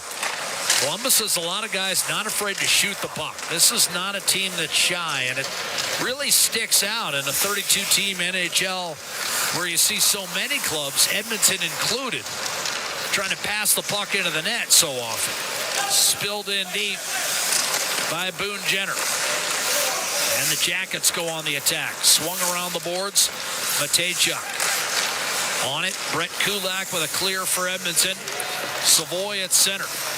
He was noticeable in the first period. Matt Savoy getting a shot to play with McDavid and Mangiapane, who had it clipped off his stick by Johnson. Walman took too long getting it off, and Jenner the outlet to Kent Johnson. Drop pass on the move, Monahan. Johnson a shot save, rebound, score. Right in front, Sean Monahan regains the lead for Columbus at 2-1 with his second goal of the year, the assist to Johnson. Well, you said it. It started back at the other end of the ice. The Oilers had a chance to make a play, and unfortunately, Walman didn't get a puck through, and it started Columbus back in their transition game. In a slow developing 3-on-2 and just getting beat inside to the puck there. Sean Monahan. And he's not going to miss from there. He's been a pretty good goal scorer in his NHL career. It's 2-1 Columbus. At 19 in 54 games a year ago, narrowly missing a 9th 20-goal season. Time 1:39. Columbus 2, Edmonton 1. A wrist shot off the rush by Chinakhov is snagged by Skinner from above the circles, but Columbus now has taken a 2-1 lead. And you talked about guys not afraid to shoot the puck, and the shot totals for the teams reflect that. I mean, Columbus has got the third most shots on goal per game at 32.7, but they're giving up the most against at 32.8. They are a high-event team because of the style that they play. Well, Bob, I think you'd agree with me. It's refreshing to some degree to see a club not afraid to shoot the puck. Too many unselfish Canadians. We've created an environment where everybody feels guilty. Face-off, win for Adam Henrique. I've never gotten any sort of guilt feelings from you. I don't get that guilt vibe from you. No. Chinakhov, forechecking. Especially when we work together. Olivier to Coyle, off balance, shot sent wide. Rebound tracked and held by Dante Fabro. He'll put it around the net for Christensen. One-timer Chinakhov, and that was blasted into the corner. It shattered the stick of Adam Henrique, who does not have a stick. He'll try to control it in his feet. Now Frederick comes over to try to disrupt Olivier. Shovel down low. Coyle able to win a battle. And dish back to the point for Fabro. Across to Christensen, who only played 7 minutes in the loss to Vancouver. Here, he'll rifle it toward the net. That was blocked in front. Not out of the zone. Fabro picked it off against Isaac Howard. And around the boards it goes. Del Bell Belouz back to the point, a shot. Del Bell Belouz, a backhander, and that was tipped wide.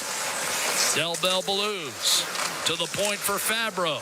Del Bell Belouz dropped it off and then got it back from Christensen. Little spin move up top. One-timer Christensen, that's wide. Rebound Fabro. Zach Aston Reese. And finally a clear for the Oilers, but too much on it. That's going to be an icing call against Howard and Edmonton. And it was Howard who initially failed to get the puck out. So 3 1/4 gone by in the second period. Oilers are lucky to have survived that.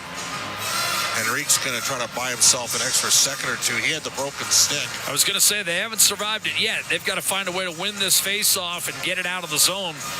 Long change here in the second period. Columbus gets their top line on the ice. And Henrique's a good face-off man. He needs a saw-off here. Fantilli won it cleanly. Back to the point. Werenski. Marchenko. Pressure at the line from Howard. Swept it around the boards. Werenski. Columbus has Edmonton in a compromised position here. But a good play behind the net by Kulak. That should allow a clear, but Emberson did not get it out. Marchenko down low to Voronkov. Marchenko, Provorov.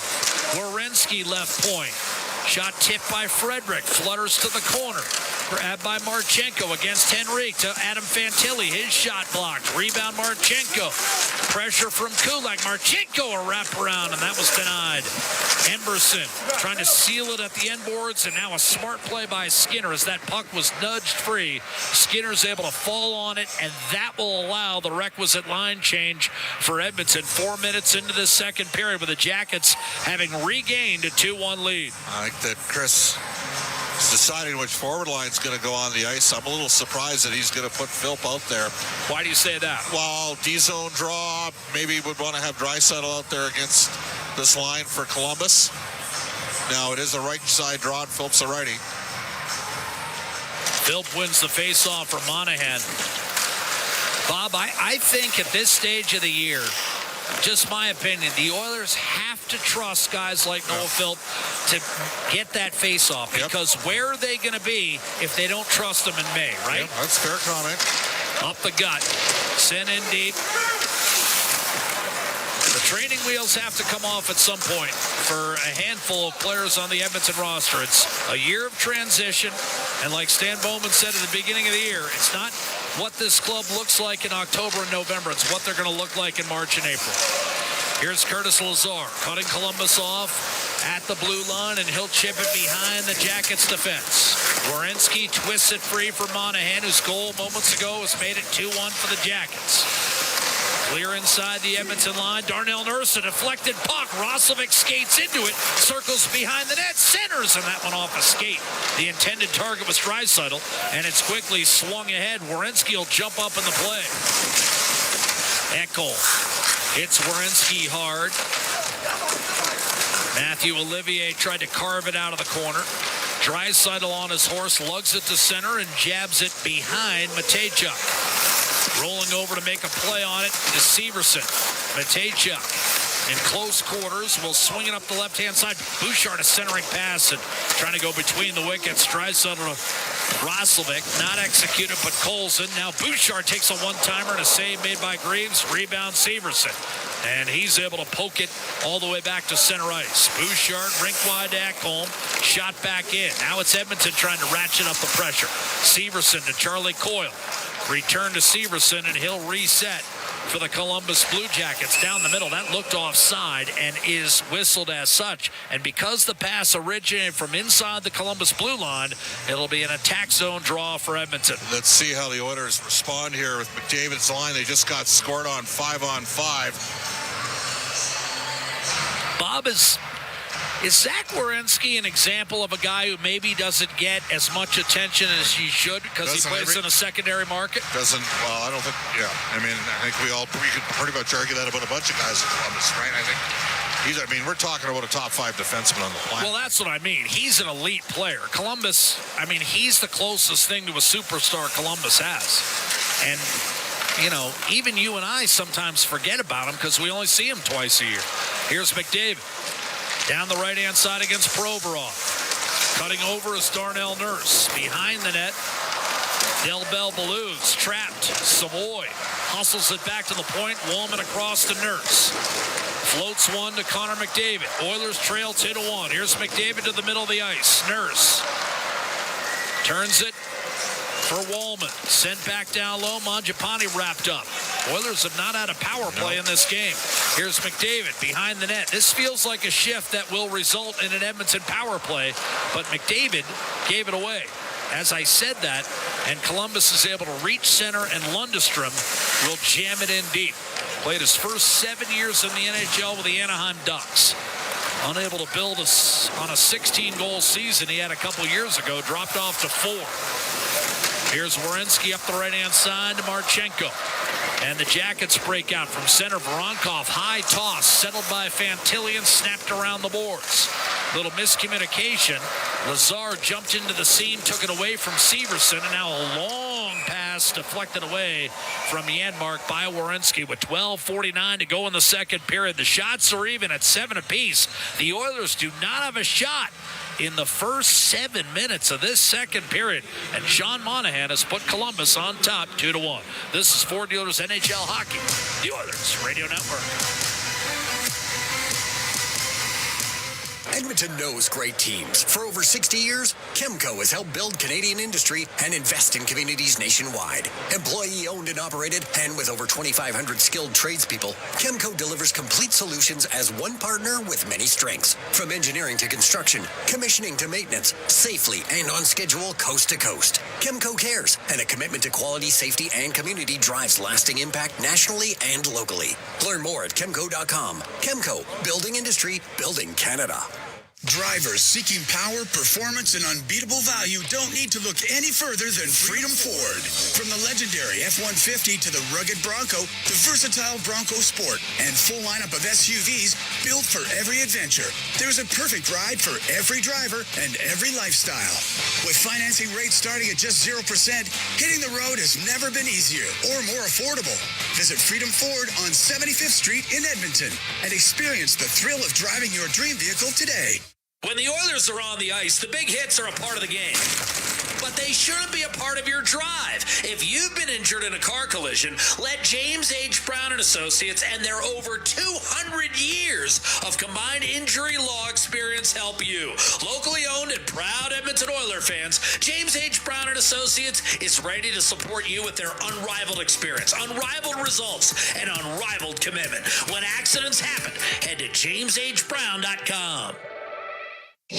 Listen on air, online, and on the Radio Player Canada app. This is the Oilers Radio Network. 12:49 to play in the second period.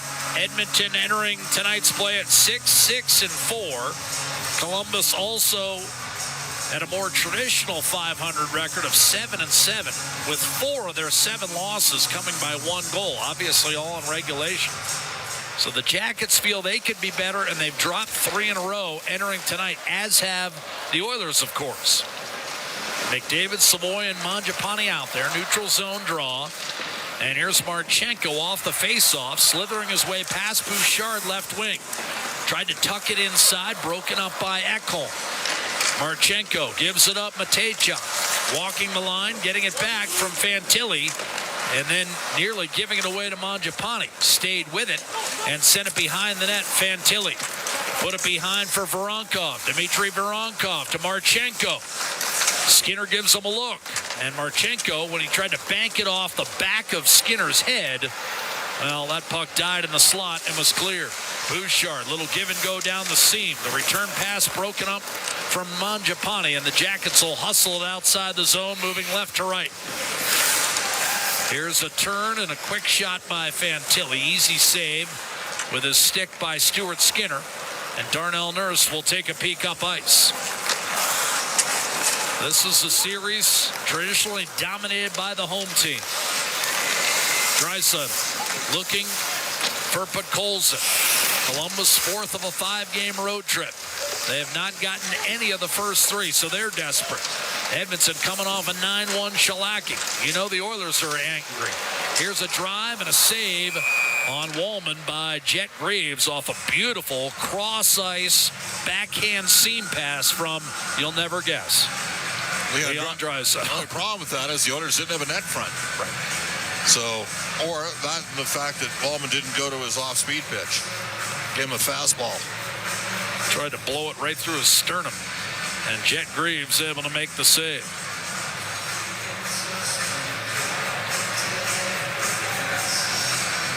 Draisaitl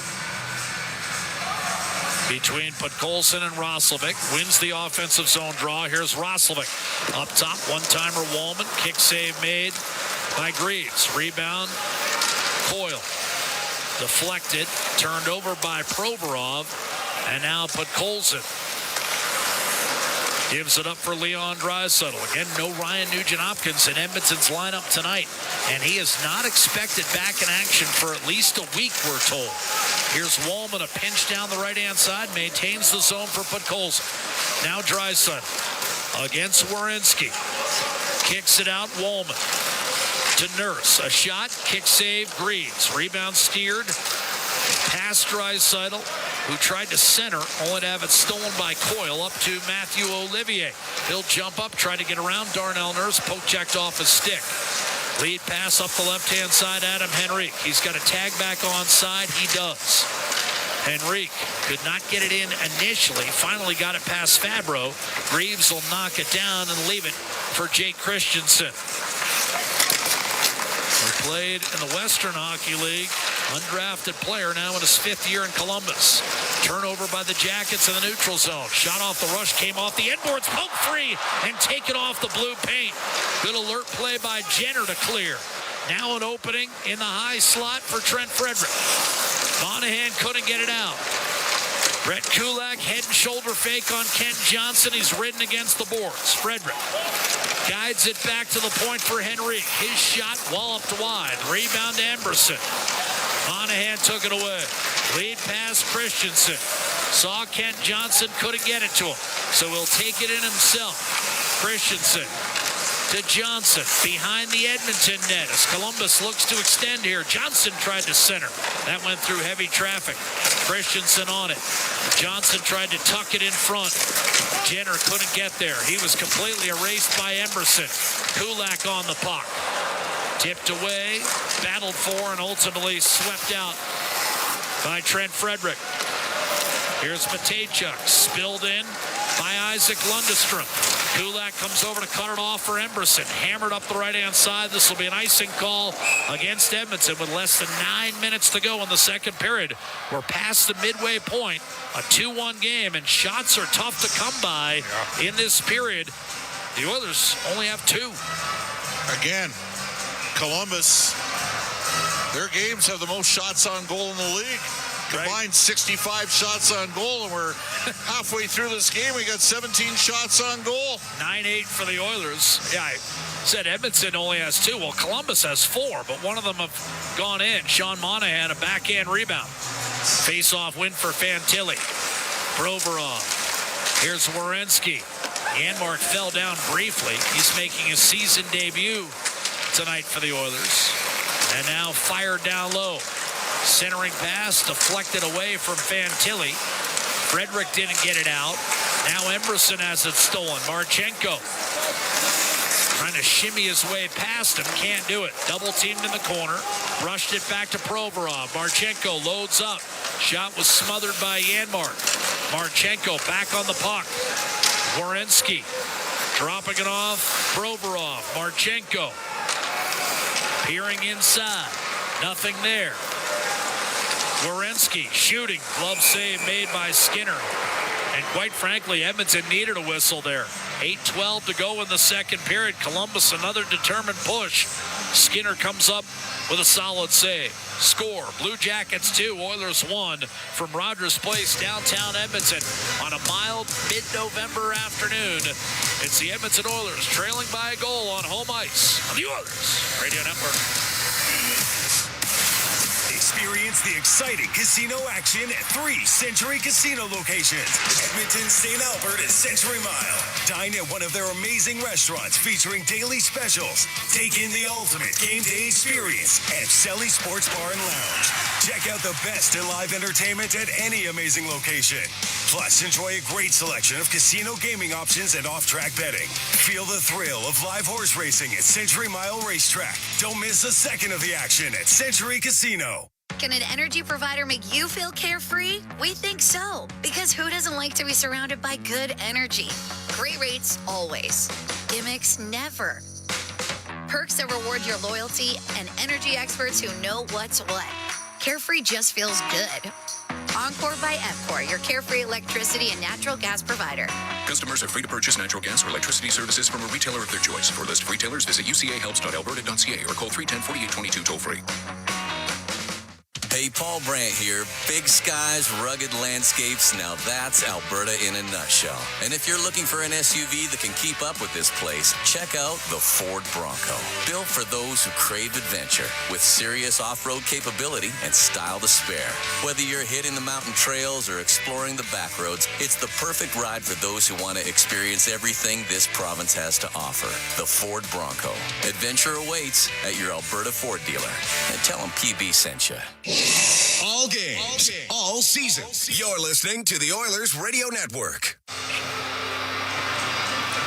8:12 remaining second period. Jack Michaels, Bob Stauffer with you. And our Legacy Heating and Cooling broadcast booth. Oilers 50-50 presented by Rogers in support of the Edmonton Poppy Fund and Veterans House. Fitting with Remembrance Day, of course, slated for tomorrow. And right now, your 50-50 jackpot is approaching $200,000.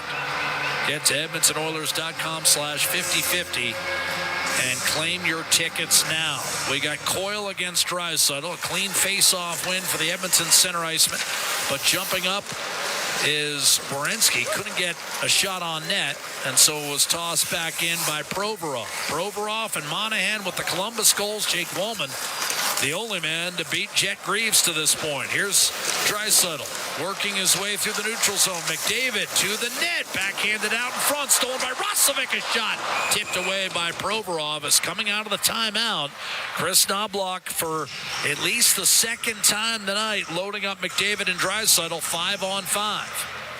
Trying to generate a spark for, as Bob talked about, an Oiler quote-unquote attack that's mustered just 11 shots through the game's first 32 minutes. That said, Columbus, they've only got 9. Right. But the problem is they got the extra goal right now. Home team has won 8 of 9 in this series. There'll be a rematch at Nationwide Arena in Columbus on Thursday. Which has not been a kind venue for Edmonton over the years. No, they haven't won there since before the pandemic. Here's McDavid. Back to Bouchard. McDavid. Bouchard. Poke checked off his stick, but Ekholm was there with support. Shovels it down low. This is an advantageous matchup for Edmonton. Columbus's fourth line out there. McDavid will get it back from Ekholm. Del Bell Blues. Draisaitl taken down. Here's McDavid centering off the side of the net. Jackets come up with a puck, and it's Lundestrom returning, jumping up, and a shot by Matejchuk, stymied by Bouchard. The rebound available in the blue paint, and unable to whack it home was Zach Aston Reese, who was a double-digit goal scorer a couple years ago for the Toronto Maple Leafs, but Skinner able to scoop that up and keep it just 2-1 with 7 minutes to play in period 2. I think Leon Draisaitl thought there's been a point of emphasis here at cross-checks in the corner, but didn't get the call. And Columbus, part of their modus operandi for tonight's game is stay out of the box, given the differences between the Edmonton power play and the Blue Jackets penalty kill. Which has been better, which is saying something, because it's still 28th in the league at 71%, but they're actually coming in having killed off 12 of 13. I mean, they were off, as you know, Bob, to a 50% start in the first 10 games. Well, the Oilers have been there last year. Through the first 15 games, Edmonton was at 59% on the penalty kill. Icing Columbus, attacking zone draw coming for Edmonton. The Jackets have kind of stabilized in that department, but still, you don't want the Edmonton power play, which, oh, by the way, has scored 12 goals in its last 10 games, getting a look. And they haven't. Lead pass, Fabro off the draw. On target for Johnson. He'll swing it around the boards. Fourth line out for Edmonton. That's Lazar with Janmark as the wingers. Noah Philp in the middle. Chipped up the left-hand side. A lunging play at center ice for Sean Monahan for Columbus. Right now has the go-ahead goal. Christensen fires it in deep. Carved out of the corner, but unable to be settled in the zone by Fabro. And so he'll send it ahead for Boone Jenner. Drop pass Monahan. His shot blocked. Rebound cleared by the Oilers. Monahan and Jenner are guys you wonder where their numbers would be had they been able to stay healthy. Werenski to Fantilli and jammed in deep. Ekholm to Bouchard. Tried the right-hand side. Ekholm looking to reverse. Got wrapped up. And that's going to be a holding call. Yeah, Ekholm got wrapped up. Voronkov got the hand, pulled the hips, and got the call. Time 14:06, and the Edmonton Oilers have earned their first power play of the hockey game. Brought to you by Atco Energy. We'll have it for you when we return to Rogers Place with more Ford dealers. NHL hockey, the Oilers Radio Network. Hey, Oil Country. Stranded in the snow? Stuck on the side of the road? Or just locked out of your ride? Visit OilCountryTowing.com, Edmonton's most trusted 24/7 towing and roadside rescue team. Oil Country Towing will get you going. Over the last decade, the world of work has changed dramatically. It's a change that can cause a disconnect between a company and its employees. But a partnership with Aon can help by making decisions that create a more flexible, engaged, and resilient workforce. Aon's experience and expertise, global understanding, and advanced analytics ensure that every client is better informed and better advised so that they can make better decisions.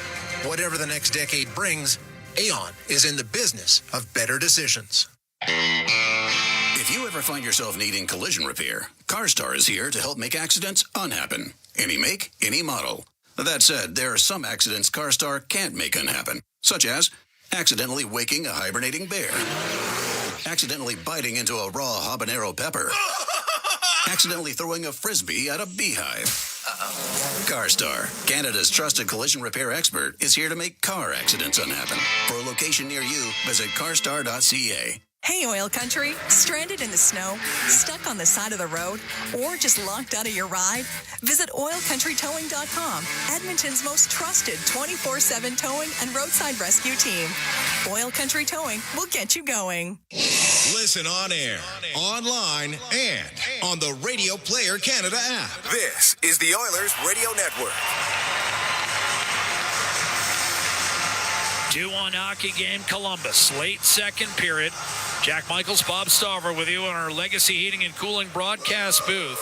And Trent Frederick will get some power play time here. No Ryan Nugent-Hopkins in uniform for tonight's game. So Frederick joins Draisaitl, Roslovic, McDavid, and Bouchard. It's an Atco Energy power play. Atco, your trusted Alberta retailer. The Oilers looking to tie it up for a second time tonight. Monahan, a go-ahead goal in the first minute 40 of this, the second period. Coyle against McDavid. The Oiler power play 12 for 28 over the last 10 games. And number 2 in the league at 33% for the year. Here's Roslovic off the draw for McDavid. Monahan and Matejchuk watching him. Right-hand side, McDavid and Draisaitl will trade the puck. McDavid coming off the goal line to the face-off dot. Draisaitl inside, one-timer off the post. Rebound, and Frederick could not nudge it home. Draisaitl up to McDavid. Back to Draisaitl, one-timer, save Greaves. And he's able to freeze it. Jet Greaves comes up with some of his best work of the night. Roslovic had him beaten, Bob, but drew iron. And then Frederick, who's sporting a shiner after that first period fight, couldn't quite find the loose change. Unlucky. Actually made a good play to knock it from his shin pad, tried to get the stick on it. Oilers creating 2 pretty good looks there, Jack.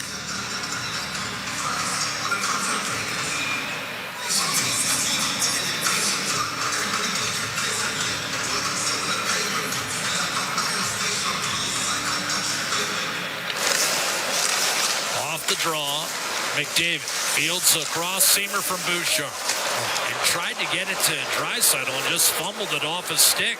Easy clear for Matejchuk. That's just a lack of execution. Evan's got to bear down here. Bouchard up to center, tosses it back to McDavid. On rushing and in deep against Provorov. A centering pass. Roslovic couldn't make contact with the puck. Draisaitl gave it back to McDavid. Top of the circles, McDavid has scored in back-to-back games. Bouchard fakes. Draisaitl a shot blocked. Came right back to him on the rebound against Matejchuk.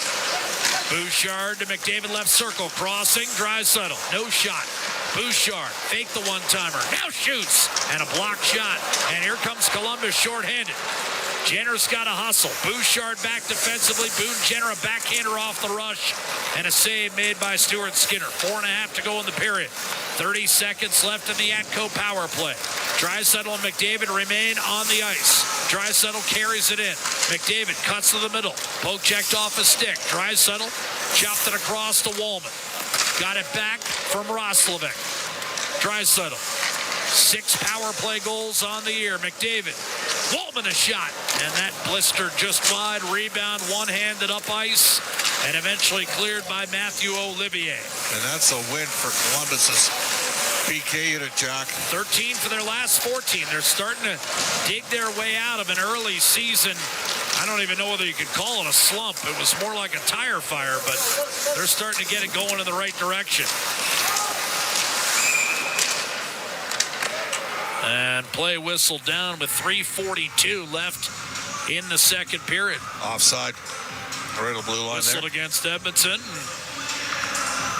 Puck that will be dropped on the dot immediately outside the Columbus blue line. Bob, I don't know what it is. This feels like a night where nothing's going to come easy. I mean, Jack, you got 12 shots in nearly 2 periods. Has anything come easy at all this year? Not yet. Not yet. Maybe it's not supposed to come easy, and that's part of the lesson. Fantilli up to Marchenko, a drop pass for Ronkov, a backhander, and that was stuffed by Kulak. I'm just talking about a quality shot on net. Driving inside for Ronkov. As you said, Columbus not known for its defensive prowess, but they've been fairly airtight tonight. Voronkov to Marchenko. Tried to feed it across to Severson, and that was broken up. Emerson's had a couple giveaways in the D-zone, Jack. Here's Marchenko. Barreling his way in from the left-hand side. Checked by Podkolzin. And in the corner, Marchenko is just stapled by Emerson, who has been physical. Here's Phil turning it over. Chinikov to Fabro. Severson a shot. Kick save made by Skinner. Rebound to Charlie Coyle. Angled pass up top for Fantilli. Fabro saucered it to Severson. Inside to Coyle. Couldn't get a shot away. Coyle using a screen. Getting around Phil. Heading for the net with a backhander off the side of the goal. Rebound. Coyle collects his own. Tried to shovel it out. A good play by Podkolzin to force it back to the red line. Coyle will shoot it back in. And he'll stay on the ice as Matthew Olivier on the top of the puck for Columbus. 2:15 to play, second period. Shot Fabro wide. Rebound. Werenski. Behind the net. Fighting it a bit. The Oilers cough it up. Shovel back. Monahan. Provorov, Fabro's open, tried to dish it, it's deflected home for a 3-1 Columbus lead. Fabro banked it off an Oilers stick, I believe. Well, unfortunately, Ty Emerson had a couple chances to make plays, and he's been fighting the puck.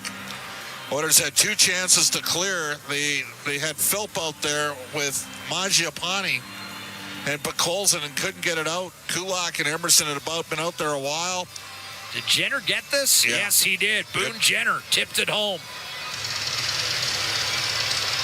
Fabro put it right in front, and Boone Jenner able to get his stick on that puck.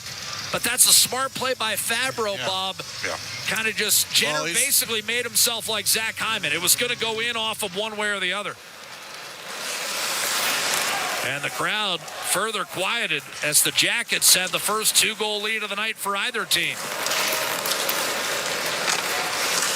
Boone Jenner with his third, set up by Fabro. Tossed up the right-hand side and out by Lundestrom. Nurse will send it across to Walman and then get it back. No icing as it's sent in deep. The outlet completed to Jenner. He'll come off the boards in front of the Oiler bench. Nurse shrugged it down. Lundestrom took a hit to get it in deep. And the Oilers will reset with 1:15 to go in the second period. Edmonton started the year 4-0-2 on home ice, but got blasted by Colorado 9-1 on Saturday and trails Columbus 3-1. Here's Draisaitl looking for the stretch to McDavid. Picked off and off the turnover. Fantilli to the net. That's steered to the corner by Skinner with 1 minute to go. Chris Knobloch has loaded up McDavid and Draisaitl at 5-on-5. Trying to get the Oilers going here offensively. Nurse up the right-hand side. A deflected puck through McDavid. Columbus on the counterattack. 3-on-2. Marchenko loads and fires. Saves Skinner. Rebound. Held in by Matejchuk. His shot saves Skinner. Rebound Marchenko in front. He tried to bank it off his man. That was a smart play, Bob. It just didn't work out the way it did moments ago for Fabro. Here's Matejchuk. He'll fire off the side of the net. 20 seconds to go. And Edmonton's top line is getting dominated right now. It's McDavid and Draisaitl out there, and Columbus with all the pressure. Fantilli up top, swept around the boards by Severson. And the crowd howling a bit as the Oilers can't get it out of their own end. And mercifully, the horn goes with the Jackets suddenly with a push and taking, dare I say it, a bit of command in this hockey game at 3-1 with 20 minutes to go. What did you make of that last push over the final 3 or 4 minutes of the second period from Columbus? Well, it really started. You know what? Columbus has got more depth right now at forward. Edmonton's got some forwards out. And I realize Columbus is down a couple guys with some illness, but those guys haven't had 100-point seasons in the NHL and 50-goal seasons in the NHL. But Columbus has better depth in third and fourth lines, and that's apparent. That's quite, and the fact of the matter is Edmonton's had one power play in this game. That's because they haven't had the puck a lot, Jack, right? And so I agree with you. I don't think they've merited more than one power play. And so the Oilers are going to have to find some resolve here. And unfortunately, some of the longest sustained shifts, the Oilers made a decision to pull Alec Regula out and put Ty Emerson in. And I'm going to tell you right now that Alec Regula is going to be playing Wednesday night. You like the way he transitions the puck. Makes plays. And the Oilers, you take a look at the line, the Henrique line that got hemmed in. That was with Kulak and Emerson and a couple tough puck plays there. The goal coming off the rush, not great, sort of slow developing to make it 2-1. Real smart play. And frankly, Edmonton lucky it's not 4-1 right now. And that's the one benefit that they've got. They're down by 2. They haven't showed a propensity to work their way back in games here. But they're going to have to dig in because they're down by a couple. They got some work to do here in the third period. Oilers this year do have a win and an overtime loss in games where they've trailed after 2 periods. Columbus will try to close it out for a 5th consecutive time without a defeat thus far this season. Jackets in that period outshot Edmonton 12-4 and scored both goals. The go-ahead goal, Monahan from Johnson and Jenner, and then Jenner himself scoring his third of the year from Fabro and Werenski. So it's Jenner with a goal and an assist in that second period, and Columbus trying to get off the schneid and break a 3-game losing streak against an opponent trying to do the very same. Edmonton with 3 consecutive defeats entering tonight. But it's Blue Jackets 3, Oilers 1. 40 minutes have been played, 20 still remaining. Rob Brown and Brendan Escott are next. We are live at Rogers Place, 3-1 Columbus after 2. It's Ford Dealers NHL Hockey, the Oilers Radio Network. Every year, Janet hosts a dinner. Some of her friends have lost their partners. Some can't make the drive to see their families for the holidays. So they come to her.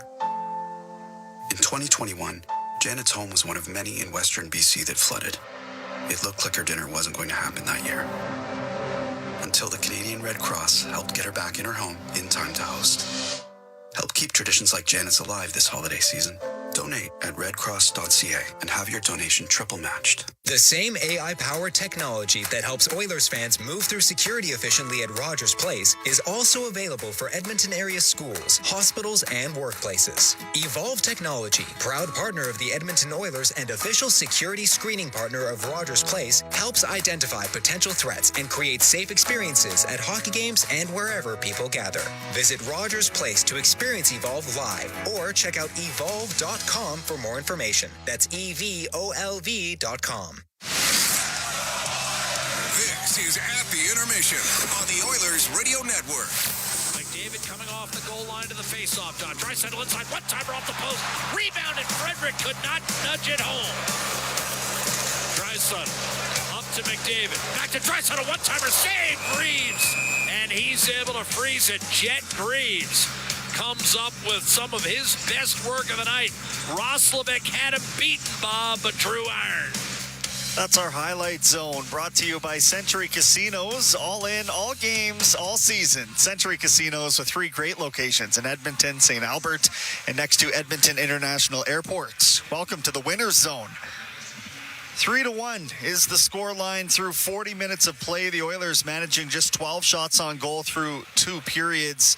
It's Brendan Escott here, Rob Brown, high above the ice at Rogers Place. And Rob, whatever we saw in terms of the emotional investment and the energy in that first period, I felt was fleeting in the middle frame. Yeah, that was not a good second period. The game against the Colorado Avalanche the other night, Colorado Avalanche just created so much off the rush. The Oilers just kept giving up big mistake, 2-on-1s, 3-on-2s, breakaways. And it was just wave after wave after wave, and they eventually scored 9 goals, 8 of them on the even strength and 1 shorthanded.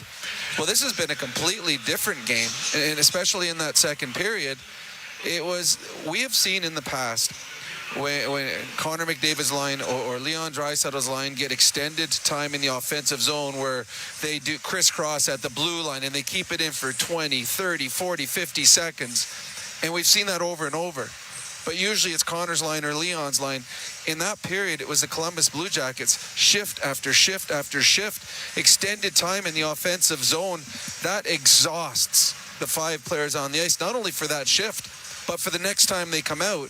And twice we saw the Henrique, Frederick, Howard line out there where they were in their own end for 30, 40 seconds, and they couldn't get it out.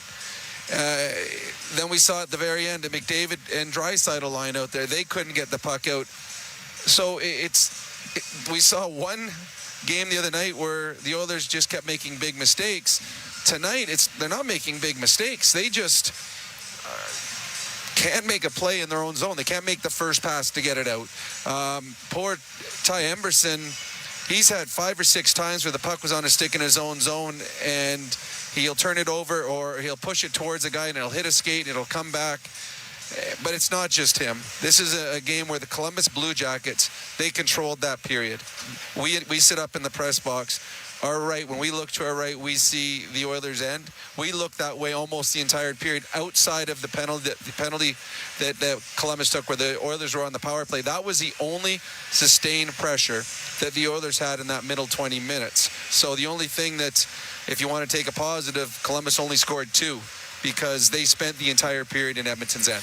Yeah, I'm seeing references online. Well, Columbus just spent the entire period like they were on a power play, except they weren't. And that's basically what it was. Rob alluded to it. I've got a cramp in my neck from looking at one side of the rink for that entire period of play. And I just don't understand how you come out flat. We've got fans booing them right now. Yeah. Fans were booing at the end of that period, if you couldn't hear it clearly on the broadcast, which, to me is an indicator that, put it this way, if you bring your hard hat and your lunch pail and you're out there working, they're not going to boo you. They're not going to boo you, but there's something left to be desired in terms of what they're witnessing right now. And I understand that it's an accumulation, but still, just you didn't follow up a great period with any sort of a quality period number 2. Well, and we talked at the end of the first period that both coaches would be happy. The Oilers coaching staff excited about the emotion and the intensity the Oilers brought in the first 20. But we also said that Dean Evason would be excited about the Columbus Blue Jackets because they survived. They survived the first period, they got out of it, tie game, and now they can go to work in the second, and they did. The Oilers did not build off their first 20. The Columbus Blue Jackets certainly did, and they came out. Now, this Columbus Blue Jacket team is a 500 team. It's not a team that's in elite in the National Hockey League. They've lost 3 in a row on the road. A bunch of players ill. There are a couple players out of the lineup because of the illness. They've got some guys in here that I've had to look up, like Luca Del Balbaluz. I love his name, one of the best names I've heard in hockey. Yeah. But Dean Evason is just rolling over his lines, and he's challenging his players to just outwork the Oilers. And there's a great example. The Oilers had Connor and Leon together for a shift. They had a face-off in the offensive zone, and Columbus got to put out whoever they wanted. And they put out their 4th line. They put out Luca Del Balbaluz, who's played 17 games in the NHL. Isaac Lundestrom, who's been a healthy scratch. He's only played 13 this year. And Zach Aston Reese, who's only played 10 games this year. And then they put out a defenseman with 58 games in his career, out against Connor and Leon in their defensive zone. Dean Evason is challenging his players, saying, you know what? Let's go and see what we can do. Let's show me. And they did. That was as good a period of puck control that I've seen an opposition team have against the Oilers this year. And Colorado scored 9, but everything they did was off the rush. Columbus controlled the play for the entire period there. Now it's only a 2-goal lead, and the Oilers are shot away from turning this into a 1-goal game, and they're playing a team that is tired, a team that's got a bunch of illness, but they have to play a lot better, the Oilers do, in the third period than they did in the middle 20 there. I think it's about investment and playing with pride. If you come out with some pride in this third period, I think that Edmonton can get this done. But well, how much do you know about Jet Greaves? Not enough to say that I'm not enough. So he's a young goalie. He's only 24, which is young for a goalie in the National Hockey League. Undrafted. Yeah, I really don't know a whole lot about him. And I don't know anything more from this game tonight because through 40 minutes, the Oilers have 12 shots on net on Jet Greaves. Now, this kid could turn out to be a superstar in the National Hockey League. I don't know. I don't know very much about him. But I can tell you this. Any goalie that plays in the National Hockey League that gives up, you only get 12 shots on him, good chance he's going to have a good night. So the Oilers, they have to get more shots on net. They have to get more traffic in front of the net. And they have to win battles. The Oilers can get back in this hockey game on the power play. They've thrown one penalty tonight. They had a power play. They almost scored a couple times on it. But if you don't have the puck, if you don't win battles, you don't get power plays. And I think that's what we saw here through the first 40 minutes. That's our Rob Brown. He'll be back in the post game. We are at the intermission right now through 40 minutes. Oilers down 3-1. This is your Ford Dealers NHL Hockey on the Oilers Radio Network. From the first time on skates to wearing a special jersey passed down through generations, Sentinel Storage is here for you. Store your sports gear to create space for all life's adventures. Try 4 weeks free at sentinelstorage.ca. Proud partner of the Edmonton Oilers. Hey, Paul Brandt here. You know, Alberta's a special place. From the Rockies to the Plains, it's a land of hard work and big dreams. If you're going to tackle it all, you need a truck that can keep up. That's why I can't say enough about my Ford F-150. It's more than a truck. It's a partner. Rugged toughness, serious capability, and smart features that make your life easier, like available Pro Power onboard. The Ford F-150. Get yours today at your Alberta Ford dealer and tell them PB sent you. 40 years strong in Western Canada, Pizza 73 has been serving up the pizza you crave. From their famous pan pizzas and golden crispy wings to bold new creations like stuffed crust and the all-new Volcano Pizza, they keep bringing the flavor. Born in Oil Country, made in Oil Country, they're proud to be serving Edmonton since 1985. Pizza 73, the official pizza of the Edmonton Oilers. Order now at pizza73.com. From the first time on skates to wearing a special jersey passed down through generations, Sentinel Storage is here for you. Store your sports gear to create space for all life's adventures. Try 4 weeks free at sentinelstorage.ca. Proud partner of the Edmonton Oilers. With Global News, I'm Thomas Dias. There will be plenty of ways tomorrow to honor those who have served and sacrificed in military service for Remembrance Day. A ceremony will be held at City Hall, hosted by the Loyal Edmonton Regiment, with the service beginning at 10 a.m., followed by a procession to the City Hall Cenotaph for a wreath laying. The city says landmarks like City Hall, the High Level Bridge, Walterdale Bridge, Rossdale Power Plant, Matart Conservatory, Commonwealth Stadium, and Edmonton Tower will be lit up in red. And the city says the entire transit system, including buses, DATs, and trains, will stop at 11 a.m. for 1 minute to pay special tribute to all Canadian veterans, if it's safe to do so. The annual Remembrance Day program at the Beverly Memorial Cenotaph will start at 9:30 a.m. tomorrow. A service will be held at the Ice Palace beginning at 10 a.m., hosted by West Edmonton Mall and Allegiant Jasper Place branch, number 255, and an outdoor ceremony will be held at the St. Albert Cenotaph starting at 10:30 a.m. in that city. News on demand at 880ched.com. Sportsnet Plus is your ultimate destination for Oilers games. Stream more matchups than anywhere else. Spectacular! Catch Oilers action all season. Plans starting at $29.99 a month. Subscribe now at sportsnetplus.ca. It's game on at City Ford. With an all-star lineup of 2025 Ford favorites, save up to $7,000 on Escapes, Up to $8,000 on Bronco Sports. and up to $18,000 on F-150s. Plus, find 0% financing options available on all 3 vehicles. Score an all-star deal today and spin and win an iPad, Oilers merch, Costco card, even a trip to Vegas. Visit City Ford on the St. Albert Trail. Rogers is Canada's most reliable 5G Plus network, so you can stream Edmonton Oilers games and see Leon scoring in Leduc. Watch Ty tie things up in Tofield. Check out Connor doing Connor things in Kalmar. And even watch Stu steal the show while you're in Sedalia. Try saying that 3 times fast. Rogers, this is our game. Sportsnet Plus is your ultimate destination for Oilers games. Stream more matchups than anywhere else. Spectacular!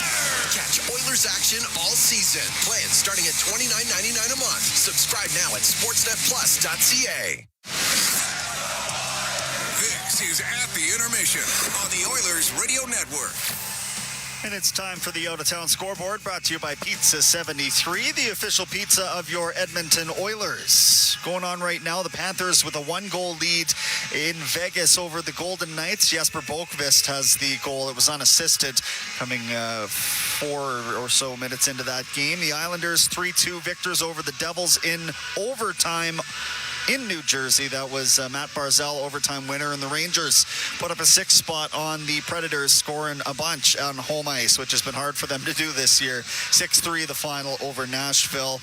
Elsewhere, you've got a couple of games tomorrow. You've got the Coachella Valley Firebirds hosting the Bakersfield Condors at 6:30. That's a 7:30 puck drop our time out in the Pacific time zone. And we have a... That's the Oil Kings. That's the Oil Kings and Kamloops Blazers playing at 2 o'clock tomorrow afternoon, of course, with Remembrance Day in effect. So that is your out-of-town scoreboard, brought to you by Pizza 73, the official pizza of your Edmonton Oilers here at Rogers Place. 3-1 the scoreline through 40 minutes of action. Jake Walman with the lone Oilers goal so far. Columbus, a pretty dominant second period. We'll see how Edmonton responds in the third. I see them coming now. I'll get out of the way of the play-by-play team. Jack and Bob are next. We are at the intermission, and this is your Ford Dealers NHL Hockey on the Oilers Radio Network. You've been listening to At the Intermission on the Oilers Radio Network. Cybersecurity is not just IT, it's a business issue. One breach can halt operations and permanently damage trust. Business leaders choose Alt-Tech because they understand the stakes. Their specialists design cyber-first IT systems that protect productivity, safeguard data, and support growth. From construction to nonprofits, Canadian organizations rely on Alt-Tech to stay resilient in a digital-first world. Secure operations, strong reputation, sustainable growth. That is Alt-Tech. Visit alttech.ca. That's ALT-TECH.ca. It's time to sell, Oilers fans. Play Alberta's biggest offer ever is here. For a limited time only, new players can receive a $1,000 casino bonus when they sign up. Don't miss your shot, because there's never been a better time to join the fun. Visit playalberta.ca today to get started with casino, sports, and lottery all in one app. That's playalberta.ca. Must be 18 plus to play. Remember, if you gamble, please use your game sense. Whether you're building a home, a community, or championship team, it doesn't happen overnight. It happens one step, one shift, one brick at a time. Coventry Homes, never done building. The official builder of the Edmonton Oilers, proudly celebrating 50 years. Visit coventryhomes.ca. All games, all season. You're listening to the Oilers Radio Network. Columbus trying to close out the Edmonton Oilers with a 3-1 lead as we head for the third period. Draisaitl between Podkolzin and Roslovic. We've seen 3 or 4 times Chris Knobloch go to McDavid and Draisaitl, even without Ryan Nugent-Hopkins in the lineup tonight. But it just has not panned into a great deal of offense against Jet Greaves, the Columbus goaltender, who has faced just 13 shots through 2 periods. Meanwhile, the Jackets have gotten 3 goals on 12 shots against Stuart Skinner. We told you the shots on goal were 12-4 in the second. They recounted and ended up going 8-5 in favor of the Jackets. So 13-12 Oilers on the shot clock through 2 as Edmonton takes an icing call 18 seconds into this final period. And Bob, you know, as we've talked about, nothing's going to come easy, nor should it. But the Oilers are going to have to manufacture something. And I'm thinking, you're thinking, that they've got to match the shot total they achieved in the first two periods in order to tie this game here in the third. The problem for Edmonton right now is their 5-on-5 offense has completely struggled here. They got no juice going. Think of where it was back in 22-23 when Edmonton was the highest scoring team in the NHL during that season. This year, if the power play isn't doing it, as Bob talked about, 5-on-5 offense coming into tonight was minus 13. Updating it, it's minus 15. Here's a backhander and a save made by Stuart Skinner against Voronkov. Rebound, Fantilli. Mishandled, but Colson took it off his stick. Ekholm up the left-hand side. Crisscrossing, McDavid and Roslovic. Beautiful spin move. Backhander score! A fabulous move by Connor McDavid. Well, Denton Matejchuk, he has not gone up a lot against a player of that skill set. A reverse pivot. The closest goal, you're going to remember this. Malkin against Mark Fane in Pittsburgh. That was the one in Pittsburgh. A spinning backhander, top shelf, Connor McDavid. Virtuoso shot. Top left corner. No chance. I mean, that was spectacular. And just like that, Edmonton does have juice. Goals in 3 straight for Connor McDavid against a team he's regularly tormented over the course of his career, and the crowd in an electrified hush right now. With the Jackets lead at 3-2. Nurse up the left-hand side. That's going to be cut off. Matejchuk up the left-hand side. He got burned in the first period, and Greaves made a good save on McDavid. That time he had no shot. Here's Nurse dropping it off. Savoy, a wrist shot and a save made by Jet Greaves, whose head, no doubt, still spinning just as McDavid spun and elevated a backhander over his right shoulder. An incredible finish by Connor McDavid. Wow. Ekholm with the lone assist, Jack. Yeah, Malkin against Mark Fane and Edmonton in Pittsburgh. Edmonton won it in overtime. And then the Edmonton Eskimos won the Grey Cup the next day. We flew right after that game into downtown Toronto. Face-off win for Charlie Coyle up the left-hand side. Chinakhov crashed into the linesman, still able to reel the puck in the corner. So the lead has been sliced to 3-2. Behind the net, Charlie Coyle trying to battle through a check. When he tried to feed Christensen, it was cut off by Frederick and played back to Walman. McDavid from Ekholm, 58 seconds in. And that's Matthias Ekholm's 100th point as an Edmonton Oiler. Shoveled in by Olivier and settled by Skinner. And a quick shift here. Draisaitl. Yep. Out with McDavid and Roslovic. Draisaitl had it, lost it, got it back against Del Bel Blues. Chance for Edmonton to get a matchup advantage here against Columbus's fourth line. Ekholm, one touch down low to McDavid. Draisaitl under control to Ekholm. Shot blocked. Penalty coming. Draisaitl drew it. Here's McDavid in front, and they whistled it down. Holding call. Draisaitl drew it, and now the Oilers will go on their second power play tonight with an opportunity to tie it up.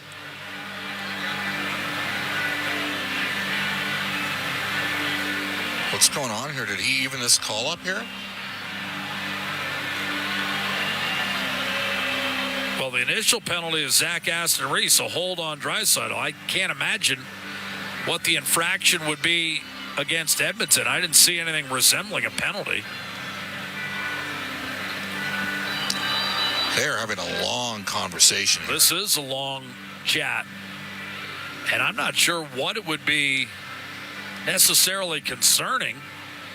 I didn't see anything retaliatory from Draisaitl. Roslovic made the play off the wall to McDavid.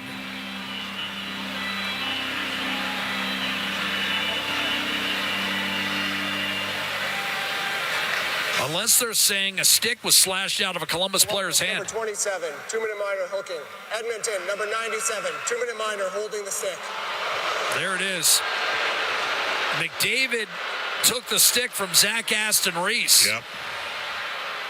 And they are going to even it up. Good eye, partner.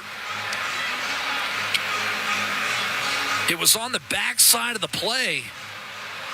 McDavid, Draisaitl had drawn it, and then McDavid kind of pinned Zach Aston Reese's stick to his midsection and headed for the net and got called.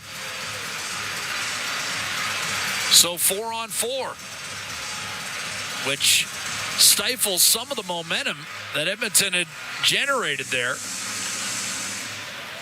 Chris Knobloch going to McDavid, Draisaitl 5-on-5. They had apparently drawn, well, they did draw a penalty. We wondered why they blew it dead. We know why they blew it dead. Now we know. Here's Werenski. And that was a tight call on Connor. Up the right-hand side, Charlie Coyle.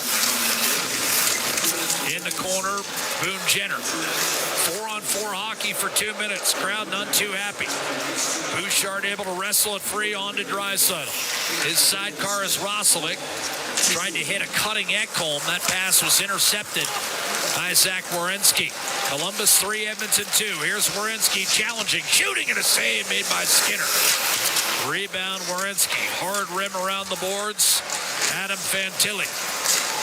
He'll leave it in the corner. Return to Provorov at the point. Fantilli. Top of the left circle for Columbus. Kirill Marchenko, who's been around it tonight, but has not converted. And now Werenski will take a skate. 4-on-4 at 50 seconds. Edmonton might have gotten caught in a change. Marchenko with a shot.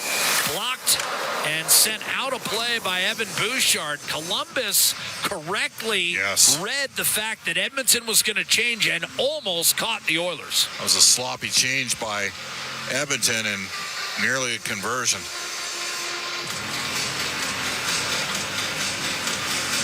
This is where you really miss Nugent Hopkins, too.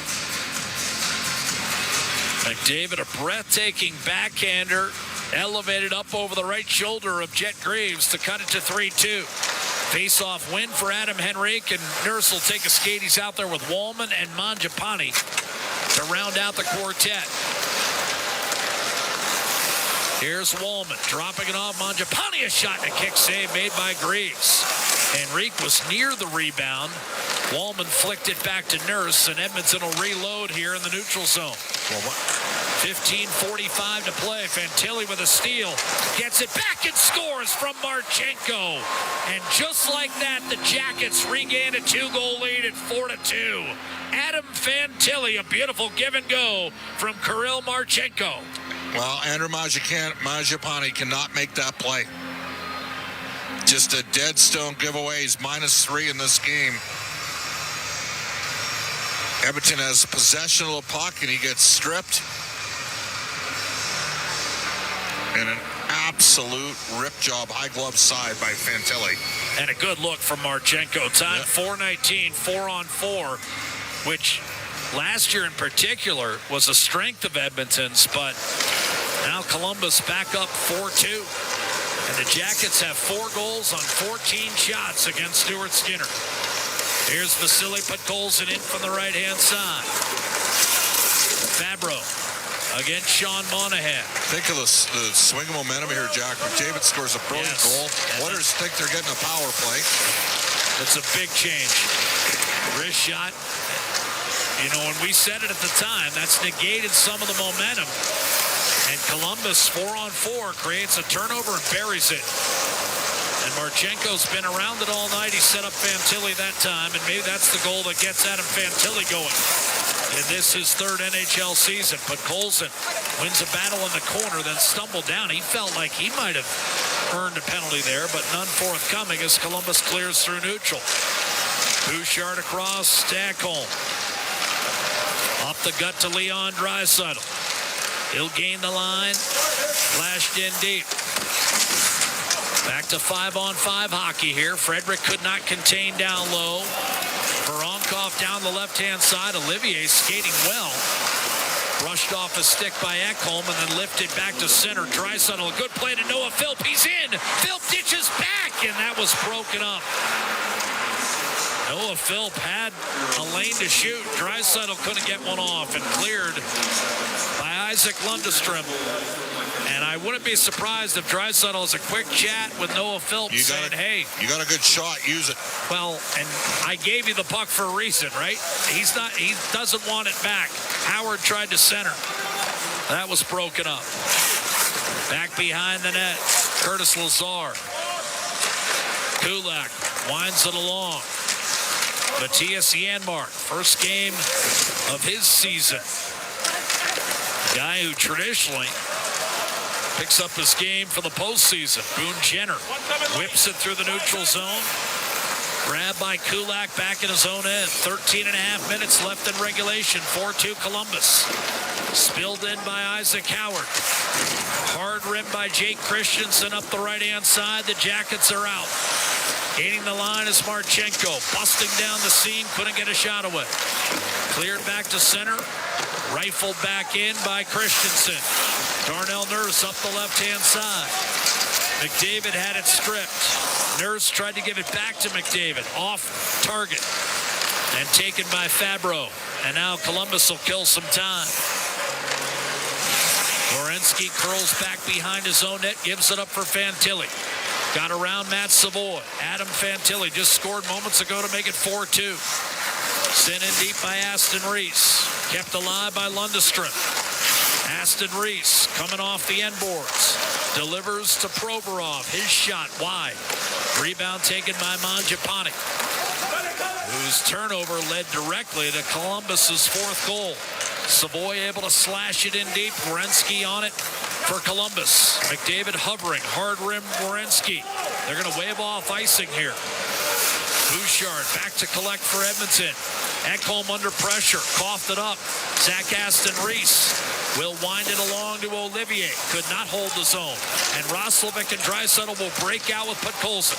Roslovic, Draisaitl, Podkolzin fires. Glove save made by Jet Greaves. 12 minutes remain.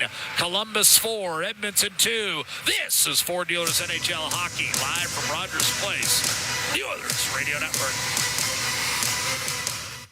Hey folks, Paul Brandt here. Around these parts, we work hard, play hard, and we demand the best. Sometimes you need a truck that's a cut above. The Ford Super Duty. Tough enough for any job with the style and luxury you deserve. It's as powerful as it is refined, with cutting-edge features that make every drive a pleasure. In short, this ain't your everyday pickup. The Ford Super Duty. Drive the finest truck Alberta has to offer today at your Alberta Ford dealer. And tell them PV sent you. Celebrating 70 years in the signage industry, William Huff Advertising is the most recognized name in the game. An in-house, one-stop shop for all of your design, print, and installation needs. William Huff provides quality graphic solutions for everyone. Here in our City of Champions and throughout the nation, they are the preferred signage partner entrusted by many of the biggest corporations, pro sports teams, and organizations to bring their identity to life. Recognize the name, get in the game. WilliamHuff.com. Every year, carbon monoxide poisoning kills over 300 Canadians and hospitalizes many more. Carbon monoxide has no smell, taste, or color. But protecting yourself and your family isn't hard. A properly functioning carbon monoxide alarm can detect carbon monoxide and alert you to the danger. We've created a helpful carbon monoxide checklist to help you protect your household. Visit atco.com/co to learn more and download the checklist. ATCO. Listen on air, online, and on the Radio Player Canada app. This is the Oilers Radio Network. 12 minutes to go. McDavid, Draisaitl, and Roslovic on the ice with Ekholm and Bouchard for an offensive zone faceoff. 4-2 Columbus. It was tied at 1 after 1. The Jackets got 2 in the second period. McDavid scored an unreal goal off the rush. Backhander top shelf off a spin to make it 3-2.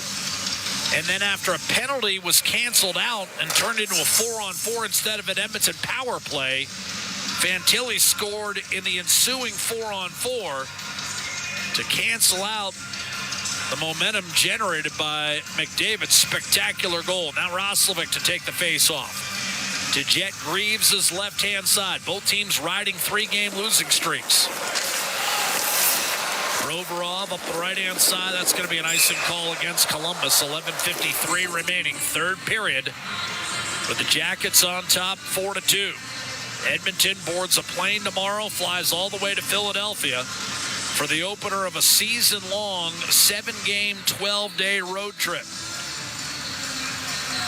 through the Metro and Atlantic divisions. Edmonton 5-0-1 in its last 6 against Columbus at home. Monahan off the draw, comes away with it. Boone Jenner jumping up as Werenski. His shot clipped the side of the net. Jenner with a goal and an assist in that second period for Columbus, unable to contain. Draisaitl hacked it away. Skinner tried to shoot it out of the zone, held in by the Jackets. Bouchard's pass went off a skate. Wrist shot blocked. Both teams looking a little sloppy here.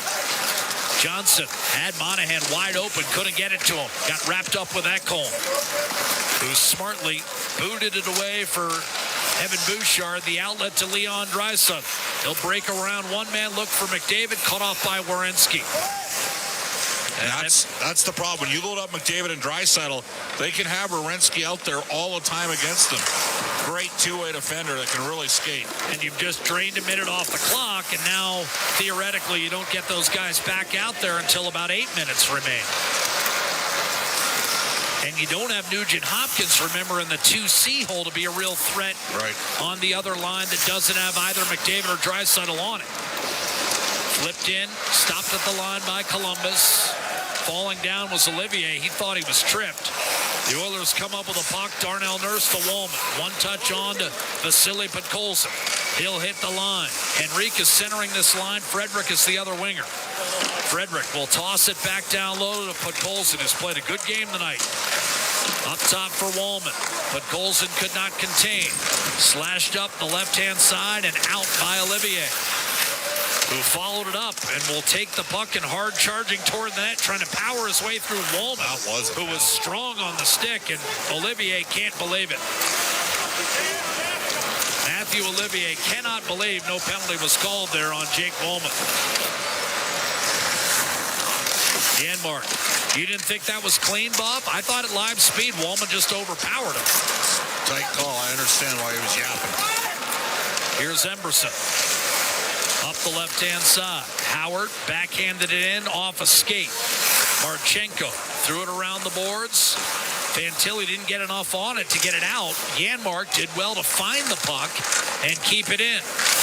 And now Isaac Howard spun it back to the point for Emberson. Kulak, a shot that was blocked. Rebound worked along the boards. Marchenko against Janmark. Jackets able to power it up the middle. And hustling to center is Christensen. He'll get it. So the face-off down in the Oilers zone. A drop-off for McDavid. 9 minutes to go. McDavid's back out on the ice with Draisaitl. Shot wide. Rebound clattered off the corner boards. And that's all the way down the ice. Time ticking away. Edmonton trying to find some urgency here in the second week of November. Draisaitl was stripped. Soft toss will chase Bouchard back. And that's all Columbus needs to do, Bob. They melt extra time here. McDavid will get it in deep, but the Oilers aren't in an attack position. Provorov, plenty of time to just send it off the boards. He didn't get it out. Bouchard did well to hold the zone. Forced back down low by Draisaitl. But now it's near the end of the shift, and Edmonton doesn't have enough in the tank to keep the pressure on. Look at how tired Draisaitl and McDavid are getting off. Werenski, in the meantime, fires it in. 8 minutes to play. 3-1, or 4-2, excuse me, in favor of Edmonton. It was 3-1 at the start of the period. Mangiapane up the left-hand side. That's an icing call all day. He's having a rough game. And the whistle will go with 7:58 remaining in the third period, and the Blue Jackets holding a 4-2 lead. And, Bobby, you talked about the many ways Edmonton misses a Ryan Nugent-Hopkins. I think the load-up of McDavid and Draisaitl is an underrated one because you still have the threat of Nugent-Hopkins. as the second line over the boards in that scenario. They miss Nugent Hopkins, and they really miss Hyman as well. Well, yes. And Zach Hyman, we think maybe late this week, Bob? What's your best guess? I would say Columbus or Carolina. Like the rematch. Okay. One of the two games he's going to play. Jackets get it in deep. Here's Monahan. Up top, wrist shot redirected dangerously in front of Stuart Skinner. And grabbed by Boone Jenner, but bobbled by Christensen, and he'll have to just chip it off the boards. Back to Jake Walman on the goal line, up to Noah Philp. Columbus gets a change. Christensen holds the line fairly well. Walman eventually jammed it in deep. But now the Jackets will reload with 7:20 to go. Stretch play to Chinikov. He's double-teamed and winds it along. That'll be picked up by Adam Henrique. Shovels behind the net for Evan Bouchard. Shrugged off Chinikov, but there's Matejchuk. He was dropped in his tracks by Bouchard, just steamrolled. And Frederick is able to advance as far as center. Columbus able to force Edmonton back. Kulak up the left-hand side. And now he'll quarterback the puck through the middle. Bouchard fires it in. Off the end boards. Columbus on it. Severson did not get it out. A steal by Olivier on a pass intended for Podkolzin. Leads to a backhand clear back to center. Bouchard, that was an alert play by Matthew Olivier. He can really play. Podkolzin to Bouchard, a shot. And that pinball to the corner. Marchenko first on it for Columbus. And now he'll lift it through the middle. Bouchard caught it cleanly, and the Oilers on the counterattack. Here's McDavid taking it hard to the hole. Scores!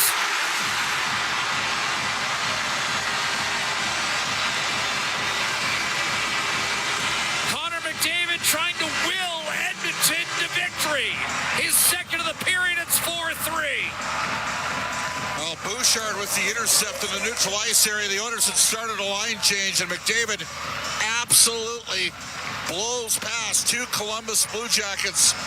Courageous net drive, and Greaves can't get the right pad across the crease, and we got a one-goal game. Marchenko tried to lift it over, and neither Severson nor Matejchuk ever fully rotated over to get in front of McDavid.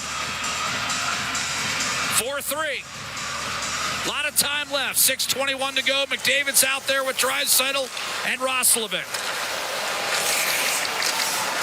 Walman to Nurse. Draisaitl to Connor McDavid. Werenski defending. Draisaitl feeds it across. Nurse shot blocked. Rebound Nurse. Blocked again. Del Bell Belouse down low. Forced up by Werenski. And now Zach Aston-Reese up the right-hand side and out. Less than 6 minutes to play. Crowd back in it. McDavid twice as electrified the 18,000 here at Rogers Place in the third period. Jenner a blast, and that missed. Low glove. Rebound Kent Johnson coughed it up. And the Oilers funnel through the middle. Jack Roslovic tried to drop it for Draisaitl. Hacked off his stick. He's getting worked over by Monahan. Return to the point. Emberson down low. Severson able to tap it away. These guys are from exhausted. McDavid. They are exhausted. Johnson in over the line. Monahan loads up. His shot deflected wide. Rebound Boone Jenner. Behind the net, Kent Johnson. Little spin move on his back handle. Shovel it out. Provorov.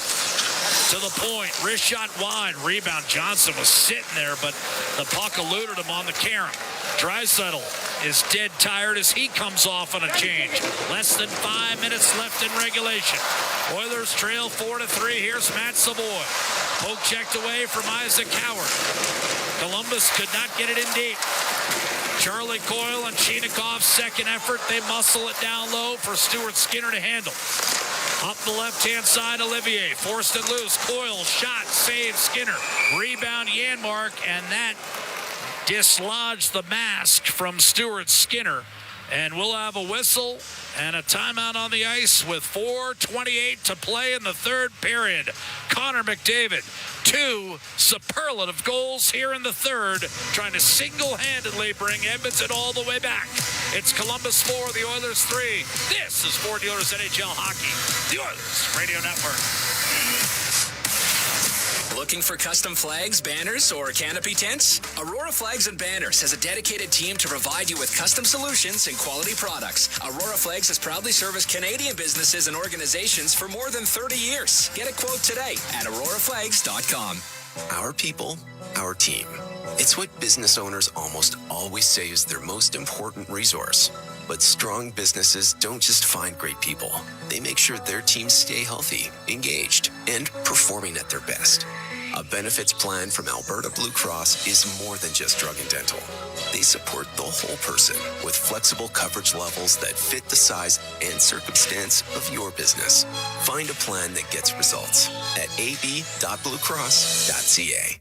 In OilCountry, winning on the ice goes hand in hand with winning off the ice. With the Edmonton Oilers Community Foundation 50-50 presented by Rogers, winning can mean both a life changed and a life saved. Because every ticket purchase helps more kids, more families, and more communities in need than ever before. And with the largest jackpots in all of sports, you could become Alberta's next millionaire. Get your tickets right now at EdmontonOilers.com. Because when you play, all of OilCountry wins. AGLC license number 744517.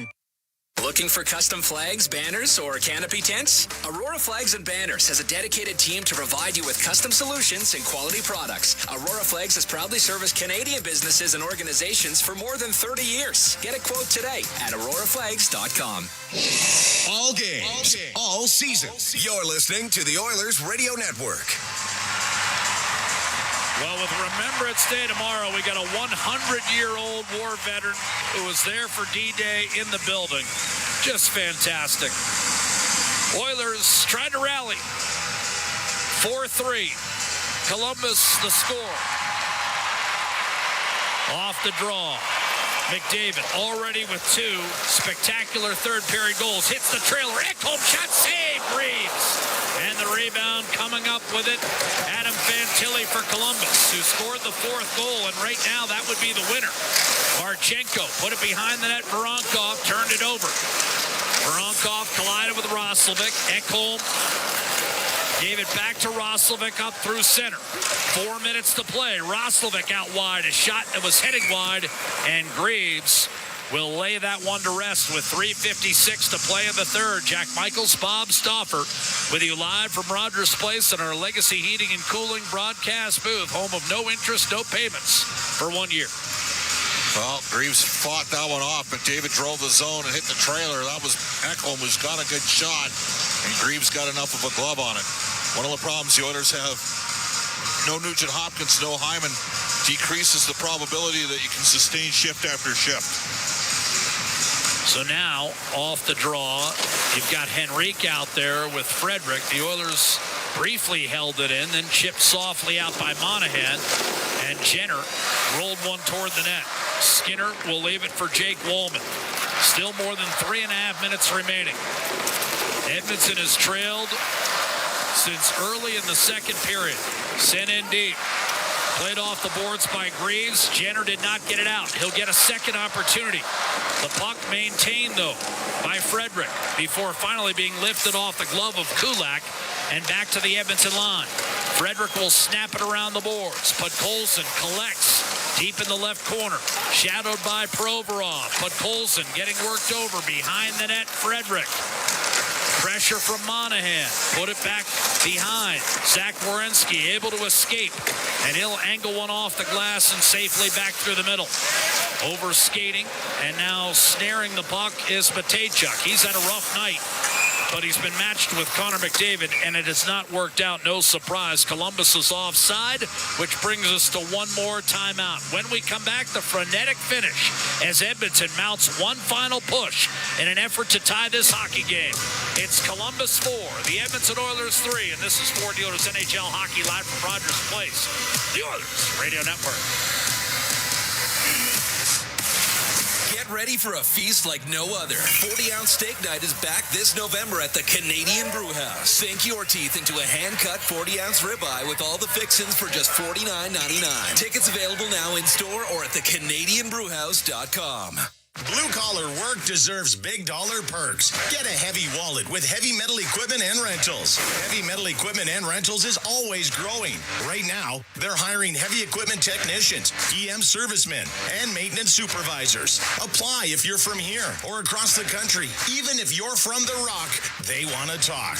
Visit heavymetalequipment.ca to find your new career. Get a heavy wallet with Heavy Metal Equipment and Rentals, helping you move the earth.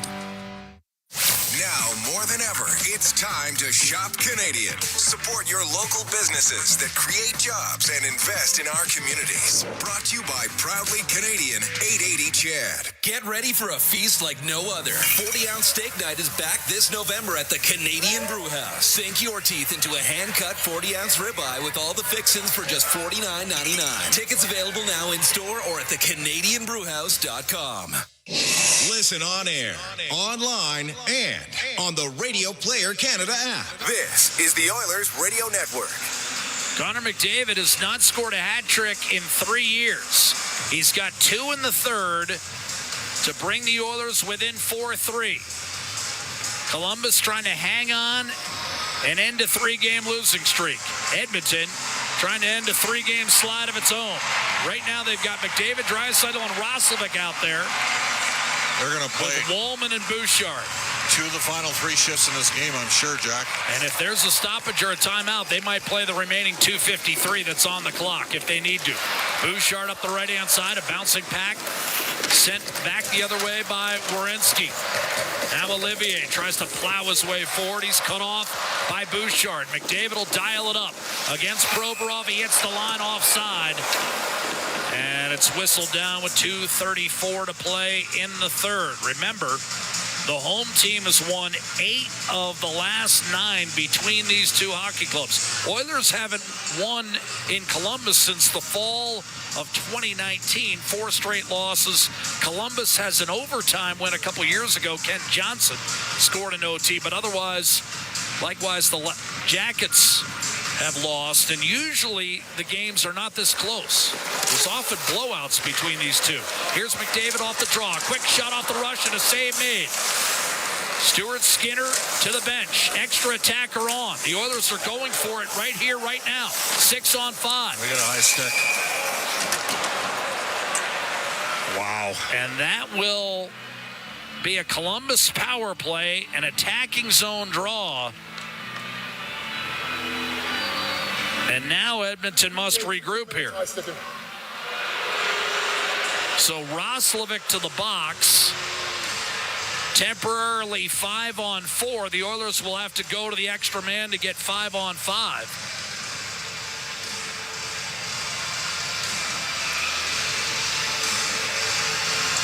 But more to the point, you sacrifice some territory right here with 2:18 remaining. Well, I think you got to start with Henrique and Savoy. I agree. They got to start the PK, and then you get McDavid and Leon out there for the final. You get possession, you dump it in, you pull your goaltender, and you roll your lines. In the meantime, Columbus, its power play this year at 14%.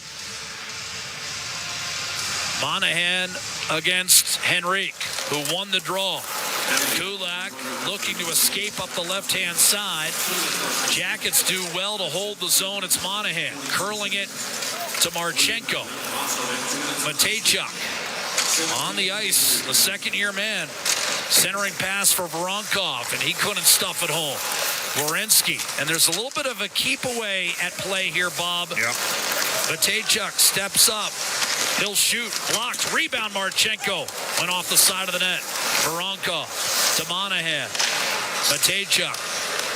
Werenski. Columbus content to just work the puck up top in the high slot. Minute 35 to play. Columbus 4, Edmonton 3. A power play for the Jackets. Marchenko. No urgency for Columbus to release the puck here, Bob. At some point, Edmonton's going to have to be more aggressive. Marchenko shot Werenski. That was blocked. Here's Adam Henrique. They did release, and now Savoy, and the change comes. But just as it comes, Columbus regains the puck. McDavid is back out there. Werenski to Matejchuk. Matejchuk trying to get away from McDavid and Draisaitl. Werenski flips it over to Olivier. And now, here's Werenski. No pulling of the goalie, but a steal and right to the net. A deflected puck. It's up in the back of the net. Walman got a break and threw it off a stick, and it went upstairs. A goaltender, Jack Reeves. An unbelievable break for the Oilers, and we are tied at 4. That is crazy. I mean, Connor McDavid wanted Skinner out. Jumping up on the play was Walman. He tried to pass it to Draisaitl, deflects right in off the stick and on net. Olivier's stick. Put it upstairs.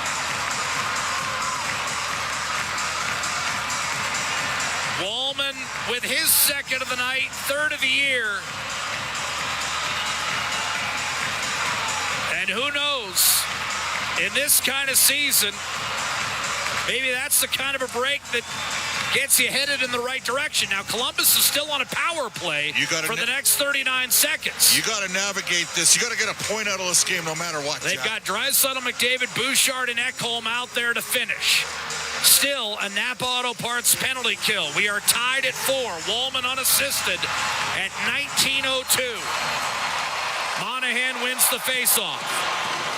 Jackets with a puck. Now they've got to change from defensive posturing into an attacking mindset. Here's Marchenko rolling his way toward the net and winding it around. Monahan, Marchenko let it go through. Provorov tried to shovel it down low, taken away by Draisaitl. Here's Connor McDavid, 35 seconds left. Draisaitl, Bouchard, Draisaitl saves at Graves. And the rebound, Marchenko. Great chance shorthanded for the Oilers. And the Jackets look rattled.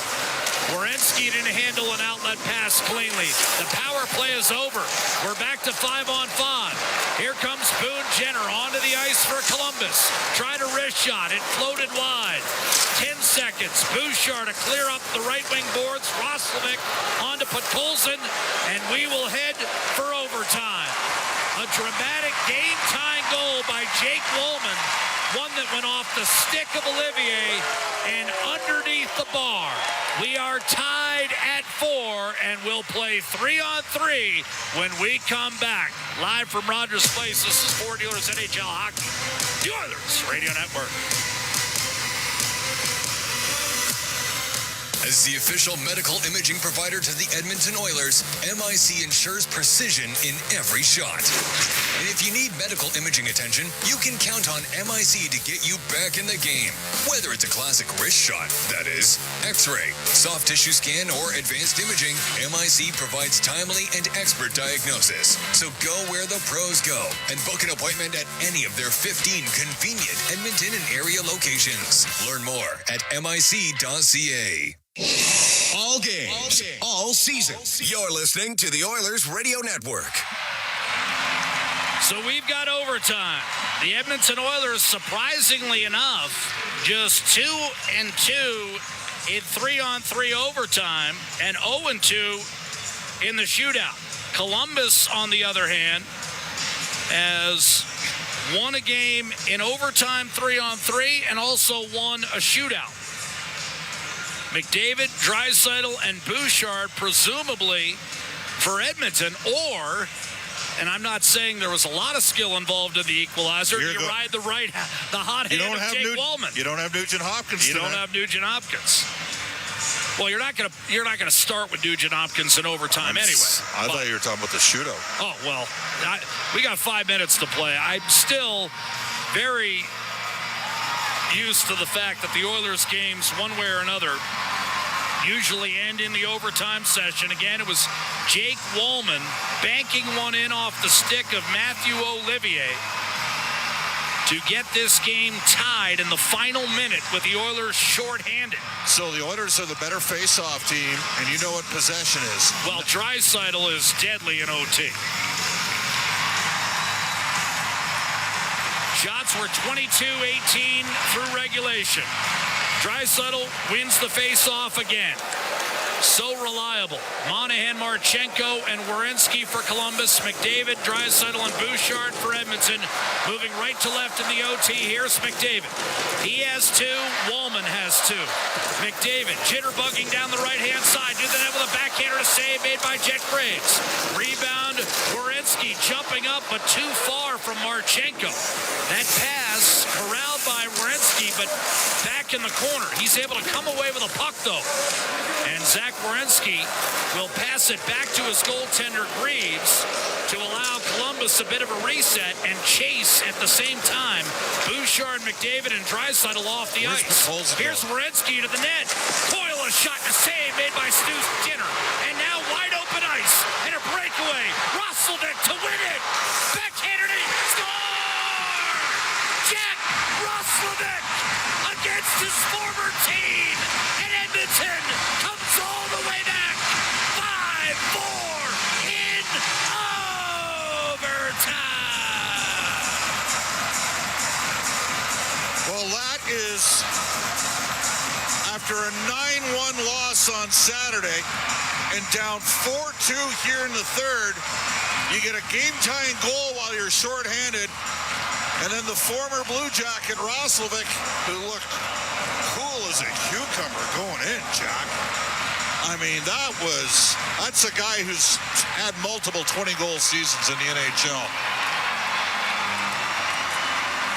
5-4 Edmonton in a game that, as Bob alluded to, at times appeared to be lost. The Oilers extract the stuff of victory. Roslovic, who spent 4 years with the Jackets, scores his 4th of the year in overtime at 56 seconds. And after a pretty good chance for Charlie Coyle was stopped by Stuart Skinner, the Oilers come the other way, catch the Jackets in a change, and Roslovic, with nothing but, 150 feet of open ice. Walman again with able the to stretch. finish. Walman got him with the stretch as well. Great play by Walman. He had a lot go right for him tonight, Jack. 5-4 Edmonton. Let's go ringside with Aiden Gannum. Yeah, thanks a lot, guys. Down here with Evan Bouchard. Evan, you guys fall 9-1 the other day, and this one looked like it was a little bit grim, but you guys find a way to fight back and come away with a huge victory. What did that win mean for you guys? Yeah, that was big for us. It wasn't necessarily the full 60 we were looking for, but we got it done, and that's it's good for our confidence. You guys are about to go on a crazy road trip, your second one of the season already. What does that do for you guys as you move on to the road? Yeah, it's a lot tougher on the road, right?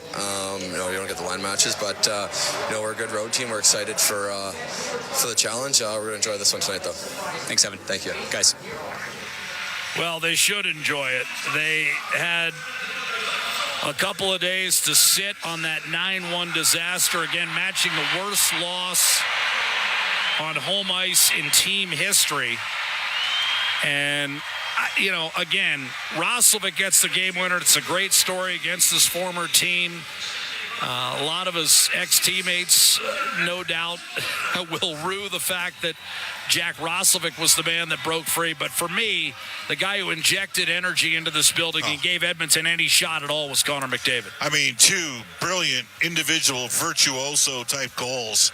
And that ultimately is really what got Edmonton back in this game. They're on the ropes twice, down 3-1, and, maybe the best backhanded goal we've seen since Evgeny Malkin back in 2015. And then fast forward again after an unfortunate sequence that McDavid negated what would have been a power play. A pretty tough call there. The Blue Jackets go up 4-2. They made a good play. They capitalized on an Edmonton mistake, and boom, it's 4-2, and McDavid does it again. Just blocks their D, posterizes a couple young defenders on the ice, and then they got a break. The Walman, they needed a break. Sometimes you need games like that. And, Jack, you're going to take it, but I'm going to say this right now. I wasn't sure what the Oilers were going to get with Jack Roslovic. He's tended to start, he's had some decent starts with teams. Jack, he's been better than I thought he was going to be. And the player he reminds me of is Joe Murphy, albeit a right shot, not a left shot, because he's fast, and he's composed with the puck.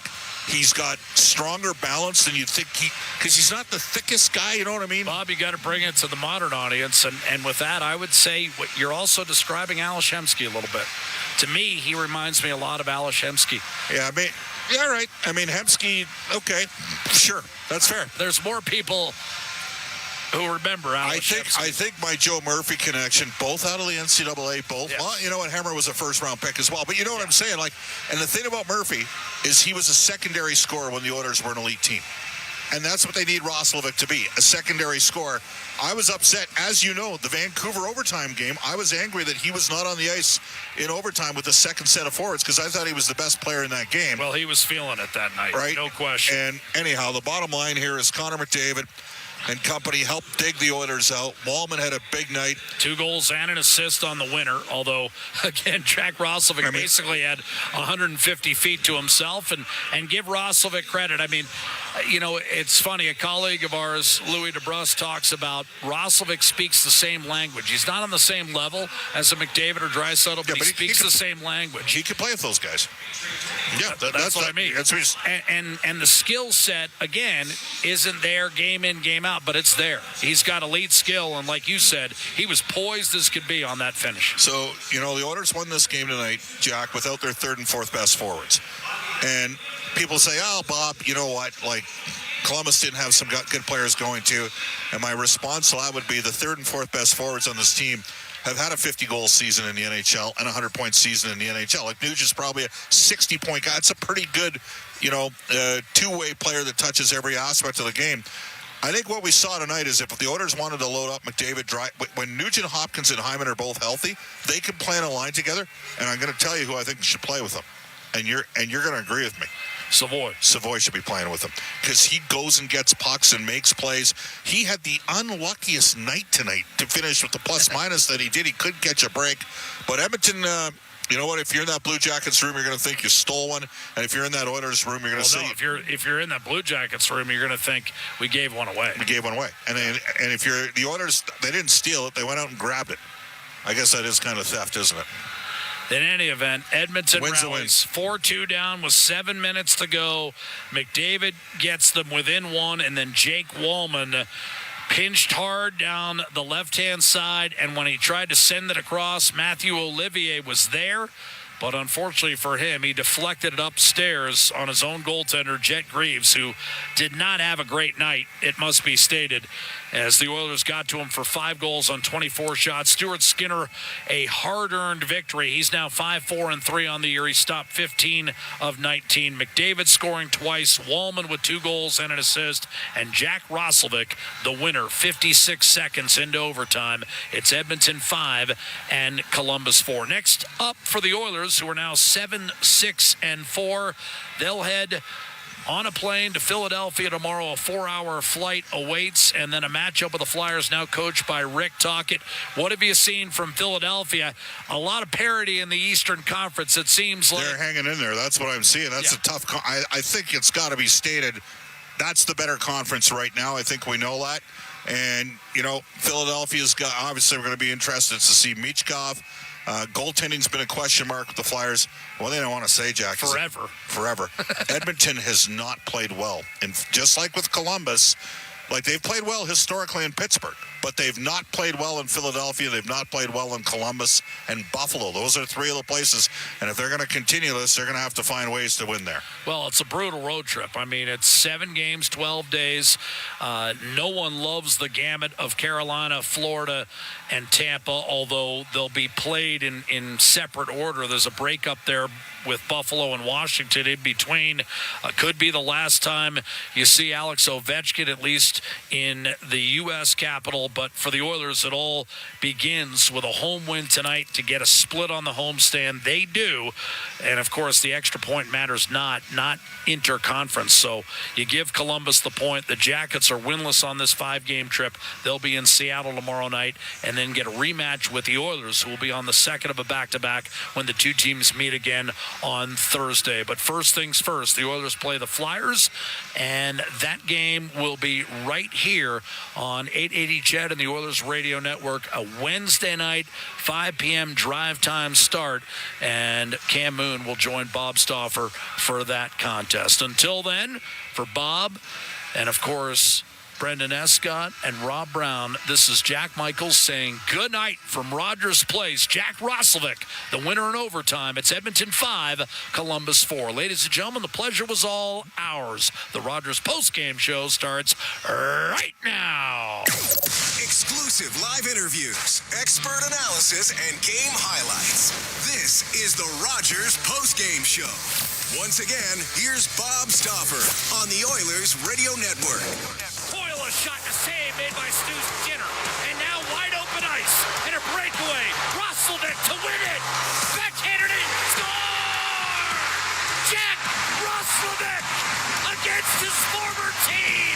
And Edmonton comes all the way back. 5-4 in overtime. And there you go. That's the GWG-NOT, and that's the highlight zone for Century Casinos, all in, all games, all season. Century Casinos, 3 great locations. Edmonton, St. Albert, next to the Edmonton International Airport at Century Mile. Welcome to the Winter Zone. From the Legacy Heating and Cooling broadcast booth, this is the Rogers postgame show on the Oilers Radio Network. Rogers is Canada's most reliable 5G Plus network, so you can stream Edmonton Oilers games and see Leon scoring in Leduc. Watch Ty tie things up in Tofield. Or check out Connor doing Connor things in Kalmar. And even watch Stu steal the show while you're in Sedalia. Try saying that 3 times fast. Rogers, this is our game. Did you know that there are 9 Napa Auto Parts stores serving the greater Edmonton area and have been doing so for more than 50 years? Since Napa first opened in Edmonton, the community has grown and vehicles have changed, but you can always trust Napa Auto Parts to provide you with the expert know-how and the best vehicle parts. And if that isn't enough, every time you visit a Napa Auto Parts store when you present your AMA card, you receive an additional 10% discount on all retail parts and accessories. Visit your local Napa Auto Parts store for more offers and expert know-how. Napa Auto Parts is a proud fan of the Edmonton Oilers. You're tuned in to the Rogers postgame show on the official voice of the Edmonton Oilers, 880 CHAD, and on the Oilers Radio Network. All right, welcome back, everybody. No Alberta Blue Cross Travel Insurance, Goal Game, Health, Dental, Travel. We got the coverage you need. Visit ab.bluecross.ca as we bring aboard our Inside the Game analyst, Rob Brown. Rob, this was simple tonight. Connor McDavid literally willed the Edmonton Oilers back in this game. He did. I know that it's going to look good tomorrow. The comeback, scoring shorthanded, winning in overtime when you're losing to a Columbus team. But this wasn't, the Oilers were better, but this was on the back of Connor McDavid. In the third period, there's still a lot of steps to go for the Edmonton Oilers to get back to where they want to be. Connor McDavid showed what he's capable of. He was assertive in the third period. He wasn't looking to pass off. He was looking to take the puck to the net every chance he caught. He was excellent in this game. To me, there was a huge mistake by Dean Evison, who is a friend of mine, coach of the Columbus Blue Jackets. I think he's a fantastic coach. But having number 5, Denton Mattenchuk, out on the ice, he struggled all night long against Connor McDavid. Yeah. They have a power play. All they have to do is run the clock down. And they went to the 2D. Well, fine having 2D, but have a veteran player. Have Severson out there. Yeah. Have Provorov out there. But he puts 21-year-old Denton Mattenchuk out there, and he looked nervous when he was in the offensive zone with the puck. That was a big mistake that cost the Blue Jackets 1 point in this hockey game. But when teams make mistakes, you got to take advantage of it. And the Oilers did. And there was bounce backs. Give credit for Trent Frederick. He went looking for a fight. Yep. And he did not pick his spot. He went after the toughest guy in the NHL. Good on him. Jake Walman really struggled last game and has struggled for a few games. He was a much more assertive hockey player tonight in a good way. I don't know if either goals are ones he's going to write home about, but he made the plays. He got pucks on net, so good on him. So there were some good spots. They were a much better team defensively. And I know it doesn't look good on the stat sheet. But Stuart Skinner's, I think it was around 750 was his save percentage tonight. But he made a save on a breakaway late in the third on Charlie Coyle, and he made a save in overtime or on a 2-on-1 again on Charlie Coyle. And the one thing that he has talked about is I need to make a big save at the right moment. Tonight, Stuart Skinner made, well, one more save than the guy on the other end. Rob, all I got to say is, look, you're starting a 7-game road trip. You needed to have a send-off in a positive fashion, whether or not they deserved it or not. And I'm sure the guys with the Blue Jackets will say they tanked this game. The Oilers will take it. Oh, at 100% they're going to take it. And there were good things that they did, but still, this was, this was the Connor McDavid show. It really was the Connor McDavid. That's how good he was in this hockey game. There's still warts that need to be fixed, but Connor McDavid, that's the Connor McDavid that we have seen for the last, 9-10 years on a nightly basis. He was as good as he's been. That final 20 minutes was as good as we've seen him all season long. And the Columbus Blue Jackets didn't have an answer. And the Edmonton Oilers, because of that, end a losing streak and get to go on the road trip with a little bit of confidence. All right, great stuff, Rob. Sounds good, Bob. This is the Rogers postgame show on the Oilers Radio Network. Steelhaus Triton, 2 legendary oilfield services brands, one powerful partnership. Rooted in innovation, reliability, and a steadfast commitment to excellence, Steelhaus is proudly 100% Canadian-owned and locally manufactured. With over 15 field service locations across the prairies and up to the Rockies, they deliver world-class energy solutions with unmatched responsiveness, helping their customers thrive in the most demanding environments. Steelhaus Triton, engineered for performance, built in Canada. Visit steelhausinc.com for more information. Stay connected with 880 CHED via your smart speakers. It's as easy as telling your favorite virtual assistant, play 880 CHED. Listen in on smart speakers and stay informed throughout the day with up-to-the-minute news, talk, sports, and more. 880 CHED. Are you waiting for surgery? Are you suffering from arthritis and need a knee replacement or have an injury to your knee, shoulder, hand, back, or ankle? Canby Surgery can help. Go where the pros go. Canby Surgery Center, Vancouver, BC. Fly in and fly out. Experts in orthopedic and sports injuries and their surgeons are chosen by elite and professional athletes. Visit CambySurgery.com. CAMBIE Surgery.com. You don't need to be a pro to be treated like one. This is the Rogers postgame show on the Oilers Radio Network. All right, welcome back, everybody. Let's do this. We are going to get to the smart play of the night. It's brought to you by Fantilli Smart Pasta with the all-natural ingredients. It's the smart move for your next meal. Look for the all-natural ingredients flag on the box the next time you shop. And we're going to give the smart play of the night to Connor McDavid for not one, but 2 brilliant, virtuoso, individual rush goals. Highlight of the night material back-to-back, and he willed the Oilers back in this game. Let's go to the out-of-town scoreboard brought to you by the Pizza 73. We will tell you that the Edmonton Oil Kings are 14-4-2 in the season. They're in first place in the Eastern Conference, and they got a big BC road trip that starts tomorrow in Kamloops. Meanwhile, Bakersfield coming off a pair of weekend victories over Vegas' farm team Henderson. In the National Hockey League tonight, there were 3 other games on tap. And we're going to go to them right here, right now. We will tell you.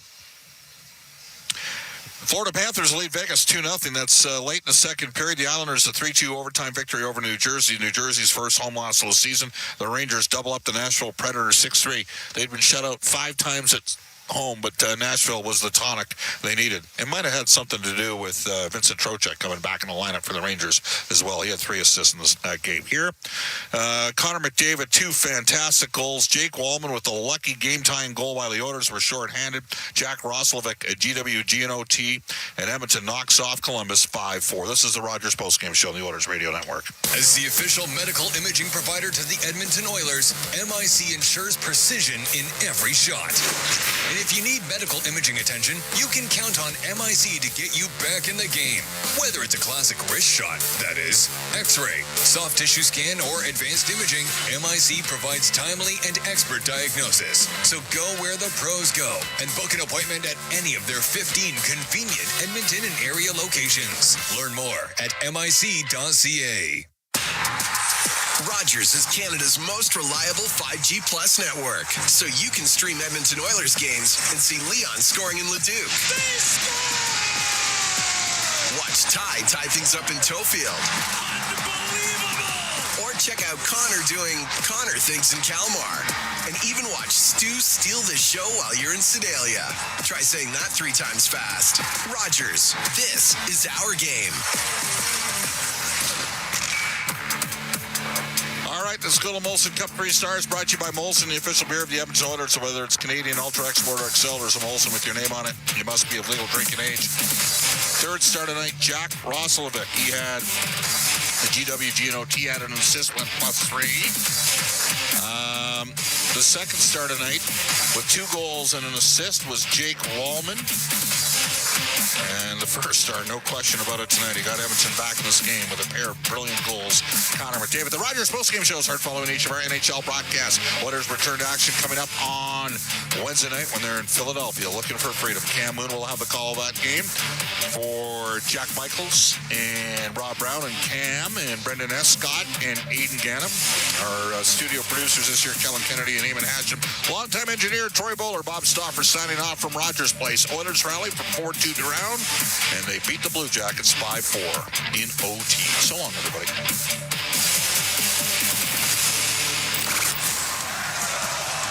The Rogers postgame show is heard following each of our NHL broadcasts. Portions of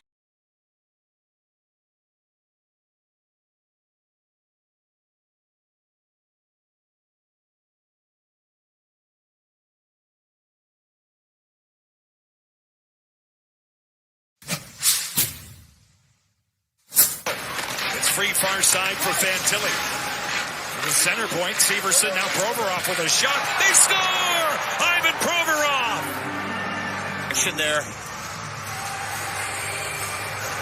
Just can't see Skinner at all. Well-placed shot by Del Bellews. Now, Roslovic out of the corner. Checked by Werenski. The Oilers in possession as we see. Walman with a shot. They score! Tip out in front. Jake Walman. Right at the net. And it's... You know what, Joe? Should you go for your blocker? In that case, the puck's going towards it. He tries to make this one with his glove, and unfortunate for him, but... And the guy who has the puck, Kent Johnson. Johnson drops it on for Sean Monahan. Johnson again with a shot. Pad save. Skinner. They score on a juicy rebound. Of the year. That's why that celebration. But right there, Walman. He's just got to get it past the first shot blocker. That's all he has to do. You see Kent Johnson. He knows he's got time and space to wait for numbers to join him. By Matthew Olivier. Good pitch by Dante Fabro. Monahan. Werenski. Fabro. Right in. Out in front. It pinballs home. Hey, Monahan and Jenner get rewarded, and it's just zone time and a heads-up play there from Fabro. And as we look at that entire sequence... Fantilli will grind out. It definitely caught the Edmonton goaltender high. We'll see it comes out to center on a crisscross. Connor McDavid will dust it off. A pirouette, a shot. He scores! What a goal! Connor McDavid brings the house down with a fantastic highlight. Well, the Blue Jackets knew this man was going to come out and try to do something, anything, big or small, and this is spectacular. He gets his puck at the end of the shift, he slows things down, and then what does he do? A little inside-outside spin around the backhand top shelf. With Henrique on the doorstep. And it comes back out to center. 27 seconds left in terms of the 4-on-4. Fantilli got to stick to it. What a toe drag by Marchenko. They score! Hey, what do you say? Adam Fantilli set up beautifully by Kirill Marchenko. The blue line right there. Just a pass across. Credit Fantilli for picking that off and then getting open and then watching his buddy Marchenko with an all-world toe drag. Right here. Little toe drag, and there's Fantilli already ready for that shot. Corralled by Bouchard. The Oilers get onside. Here comes McDavid. Shifting gears to the house. He scores! Connor McDavid! That was a great pass, too, Jody, by Evan Bouchard. He picked up that high flipping. Werenski. Looking outside, look out. Walman. Jake Walman! Well, the Oilers here, last-ditch effort as the Blue Jackets doing a great job all night of getting pucks out, but here on the back end, as Matejchuk tries to play that puck, doesn't go his way. 40 seconds gone in overtime. And they're going to get McDavid and Draisaitl off the ice here for the Blue Jackets. Werenski for Charlie Coyle. What a save by Skinner. Coast to coast. Roslovic with the game on his stick. He scores! The former Blue Jacket. Columbus native. That's hockey, baby. Edmonton wins in overtime. The third period with the hometown kid from Columbus, Ohio, Jack Roslovic, put this one on ice, and the play all in for the Blue Jackets. A line change going on. Roslovic knows it, and he seals it here. And that's a big relief for the Oilers, who didn't look good for a lot of this game. The third period, they came to life on the back of Connor McDavid. Look at this kid, Roslovic. Welcome to Edmonton. He had so much time to think about it, Jody. There's Shinikov coming off of the bench, but he wasn't going to get there on time. And when you think about a response from the Edmonton Oilers after that 9-1 drubbing, this isn't what the game looked like. But how big is this? Coming back from 2 goals twice in the third period to find a way to win it in overtime. Maybe this is the moment they needed to figure themselves out a little more. That smile says it all.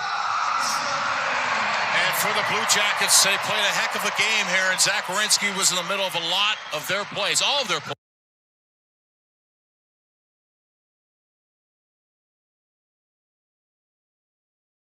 40 seconds gone in overtime.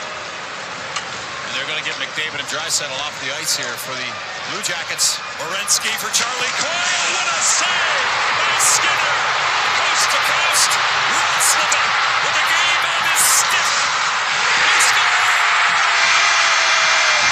The former Blue Jacket. Columbus native.